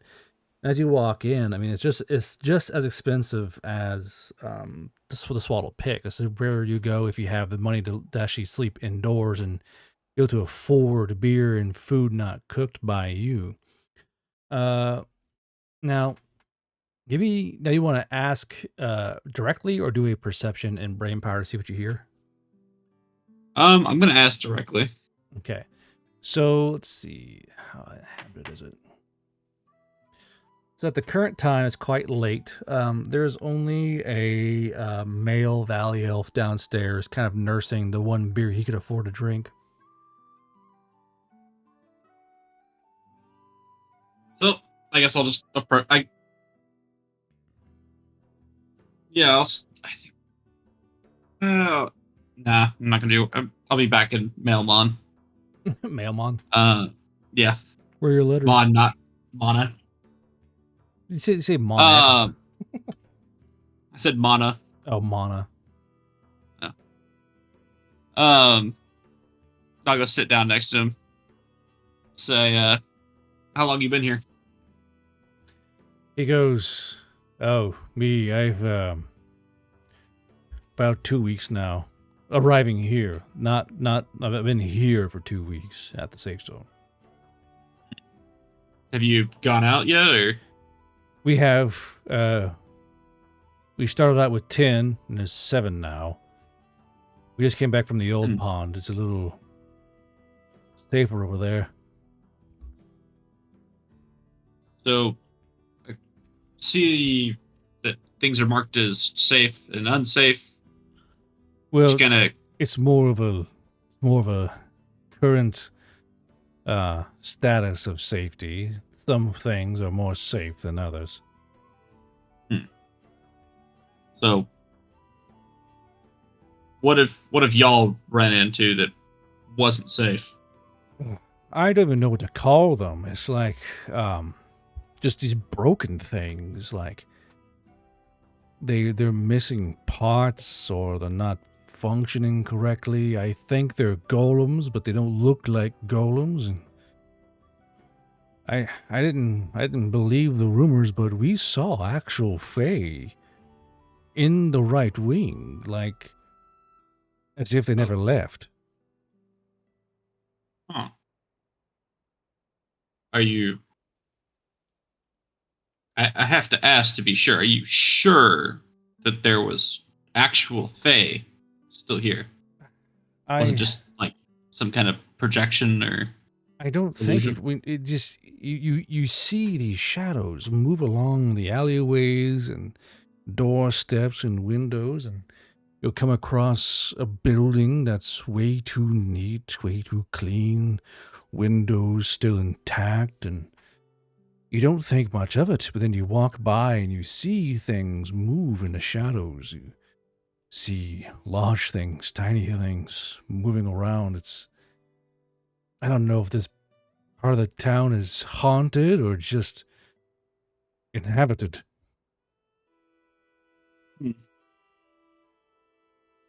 Good to know. I'm sure y'all have probably found some stuff. What areas have you been to that, still look like they got some stuff worth going for? Everything's got stuff. Even the blood square still has stuff, and it depends on what you're looking for. You're looking for bars of gold or silver or copper. You're looking for wire. Looking for glass and crystal, spoon and fork. Just depends on what you want to take with you. Even a Fey silver fork can fetch enough of a price to feed you and house you for a day. You find 40 forks, that's 40 days of feed and housing. It's just getting through the building. Like the low end, I've heard stories of the low end. They say it's the poor quarter, according to what has been read of the pages in town, but it's just, there's more things there. Carol's Folly is a tower area. You can see them from here, these towers upon towers, as if the Fae were trying to compete with each other, and some towers are benign, some towers are wretched and evil. It just all depends.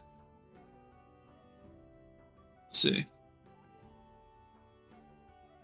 Say I was looking for like a big score, something to really make my time here worth the risk. I mean, what do you think my best shot is? I guess probably the keep, but Not really, actually. The keep, I wouldn't even bother going in there. For what I hear, there's a Hanley in there still living from the Great Fey War.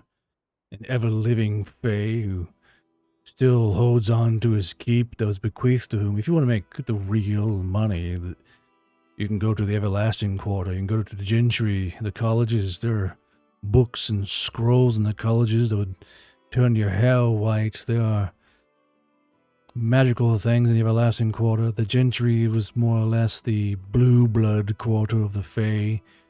Townhouses and manors and mansions built straight up into the sky, 6, 7, 8 stories tall.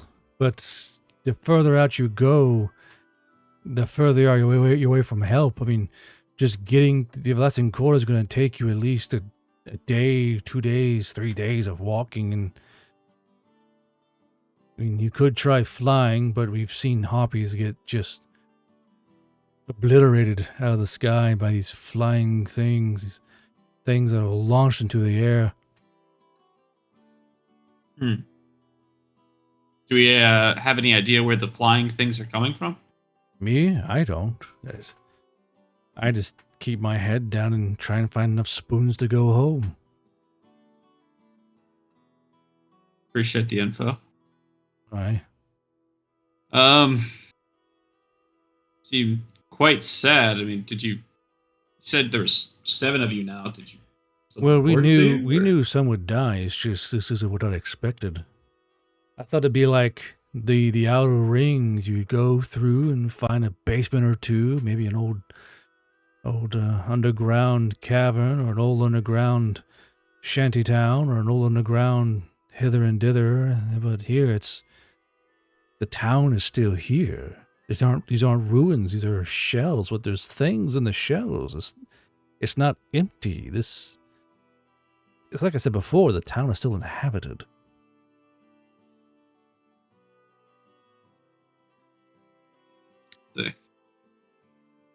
Yeah, I mean, things we find out here.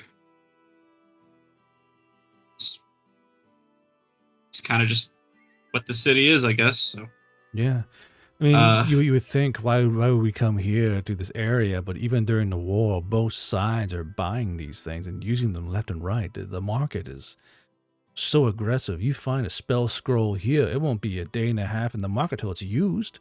Rings die on the hands of the fallen or are exploded in artillery shells.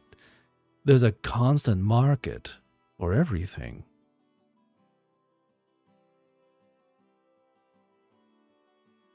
Well, and I just got here, and I guess hopefully I'll see you again. So stay safe. You too. Keep your as they say, head on a swivel while you're in town. Yeah. This safe zone, it's actually safe, right? No one's going to try to shank me in my sleep. I mean, for the most part, long as you have... I mean, we still do watches at our place, or you hire a little underling to watch out for you, have a little whistle, but depends on how lazy or brave or foolhardy you are. Got it. Well, appreciate that. And Oscar, where do you go? Your beer? I don't even remember. I just kind of sat back and listened to everything, so I've completely forgotten. Well, where do you want to go then? Let's see. So everyone else went to the inns. Is that correct? Yeah. So then I'd probably swing by the mercenary guild. Okay, over here then. Okay. Yes. So the mercenary guild, the first thing you see as you walk up towards the door is the missing persons board. This board is 15 feet by 4 feet. It is filled with the faces, both hand-drawn or printed, of missing people that have been lost in town. There's about probably 100, 200, 300 faces or names or descriptions put on this board. And knowing that this place has only been here for a very short time, it's a lot of faces. That's brutal. Now, I will say one thing is that on a poster put towards the front, it's a very big poster, and all it says is "Beware the Wistless."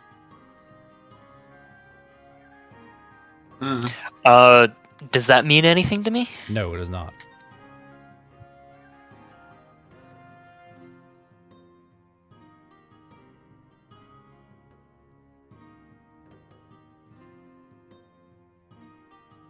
So we go inside or no?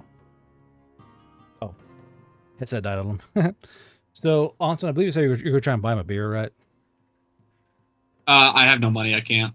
I was saying, like, enjoy your beer. Oh, enjoy your beer. Gotcha. I was like, do you want to pay for a beer with what? You crazy man. Yeah.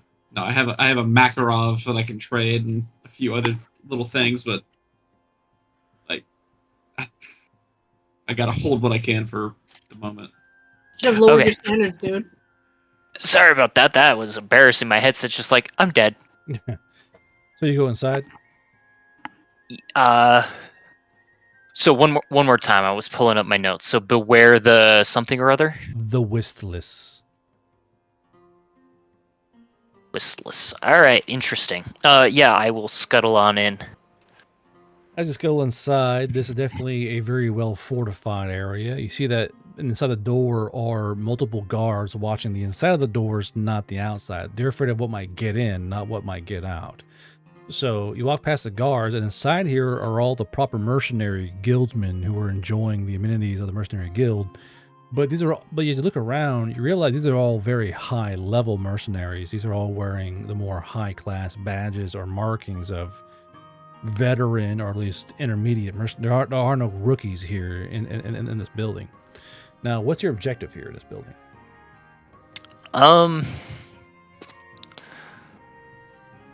I guess it would be just to kind of figure out, well, what this is and what they offer. Okay. So what this is a building that is designated by the Mercenary Guild, which are all over the fucking, Broken Kingdoms, that this is where members of the guild can come and more or less get information, relax, and get paid and pick up bounties without having to mingle with the other common folk. The Mercenary Guild, the Adventurers Guild are different. These are all mercenaries, not adventurers. So here it's all a lot more modern weapons. There's like more rifles here, more pistols, more body armor. These are all via contract. And okay, so this is more of the exclusive club, as it were. Yes. So when you walked in, no one really paid you mind, but if you linger for too long, someone will ask for your Mercenary Guild card. Then I would say that I simply don't have it, and I am in the wrong location. Okay. They do say, because you're kind of talking, they are still offering up, because you have modern gear, you have a long range weapon that's modernized. They are saying they are signing up mercenaries to the guild here, in its current state. You can be a card carrying guild member for only 20 guilders. Interesting. My God, union fees. Literally, right, literally. Right. And then this mercenary guild is worldwide, so I'd just become part of the guild, yes. Part of the ship, part of the crew. Yep. Better read that contract. No kidding. I'll let them know I'll consider it. Maybe once we've scrounged some funds together. Mm-hmm. But otherwise, seems that I don't have anything else, so I will just see myself out. Gotcha. And real quick, I'm going to finish the game with a short pass at Sharklet again. Sharklet, as you were sitting there petting your goose, you do hear, because you're kind of in the trees, you see the little kind of pick his head up and look behind you, and you hear something kind of rustling in the tree behind you. It's a very big elder oak tree. But you can hear something in the tree kind of rustling in the leaves around about mid-tree. Okay, do I know the status of a juju of a thing in the trees? Am I getting like bad juju from it? What am I getting? What am I feeling? If you wish to do a vibe check, you can. If not, you can use... I wish to do a vibe check. Okay, so go ahead and roll me a d20. D20. I mean, I have the ability, right, where if it's something bad, I know about it, right? Yeah, your investigator thing. Mm-hmm. Yeah. So, forensics. Let's see, double check. Does that affect this dice roll? Double check because you're a investigator, right? Yeah, I'm an investigator. Which is a battlefield forensics, correct? Yes. Yes. Yeah. Battlefield investigator, sorry. Skin crawl. First, the investigator knows when things are things are going to turn south, combat is about to begin, or when an entity wishes them harm. Okay,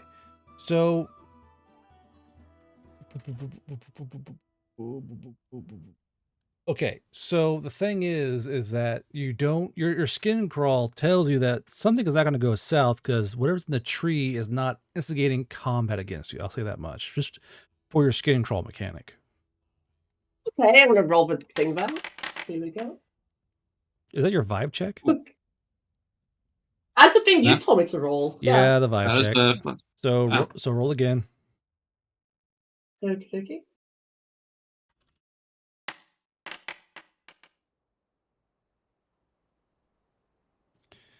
So 23. Let's see here. That's the best roll you can get.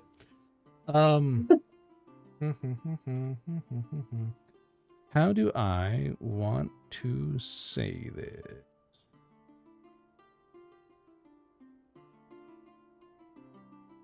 Let's see here. You hear what sounds like the fluttering of wings, too heavy, too large, and too light to be anything but Fae. Okay.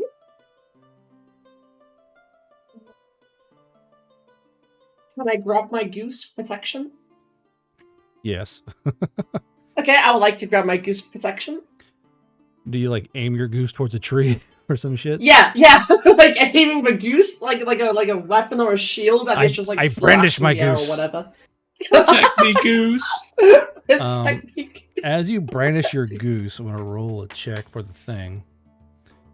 As you brandish your goose, this thing has no idea what this creature is, and it freezes.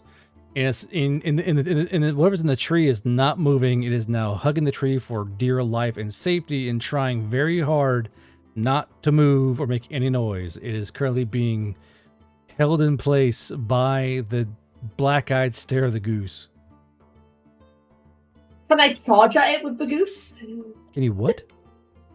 Charge at it. It's with the goose. Oh my god! It's in the tree. You know what? Roll me intimidation and moxie. How do I roll? How do I find my character? I don't have my character up. I don't know how to do that. Just click on your character sheet. Oh, hold on. Right. Hold on. Stand by. Little people icon. I need to fix. I need to fix this fucking. This is gonna annoy the piss out of me. I'll do it on the top. On the top here. Let's go to Farwa. Along the top are all your characters. That way y'all can have access to them. There you go. Okay, so what do you want me to roll again? Intimidation and moxie. Intimidation? Do I have intimidation? I thought you did. Yes, you don't. Roll moxie then. It's just by its own. As you charge this tree with a goose, brandishing a knife. How do you want to charge the tree? Just so I can know. Well, just goose out. I just want to run at it with a goose in front of me and kind of jump up at the tree at the last second. So I can't wait for Akario to draw this. As you charge toward the tree with your goose brain, who is like, oh shit, and the goose pulls out its buck knife and is like, meh, goose honk honk, and is going towards the tree.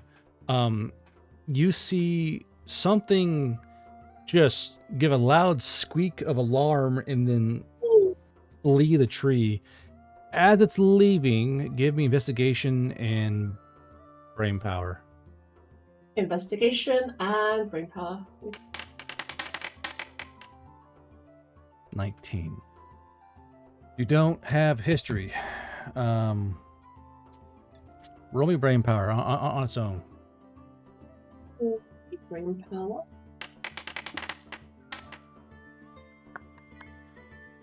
Okay. Give me 1 second. Okay. So, let's see here. Let's go to the CC manual, actually.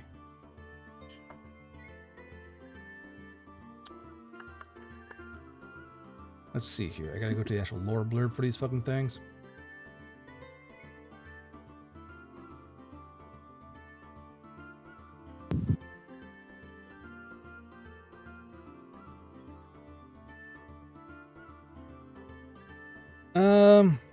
Okay. So, what you see appears to be at first a large insect. However, as it kind of flies out of the tree, you realize that it is what it looks kind of like a butterfly.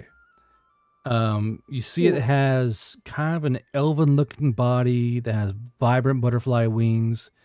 It has its limbs are covered in like a black carapace that start at the elbow and knee and kind of go down. And its skin is kind of speckled on little black dots. Now, what you can tell is that it has a slightly insectoid but very elven-looking head with a large pair of antennae, and it just streaks south out of your view. You see it for like 3 seconds and it's gone. Okay.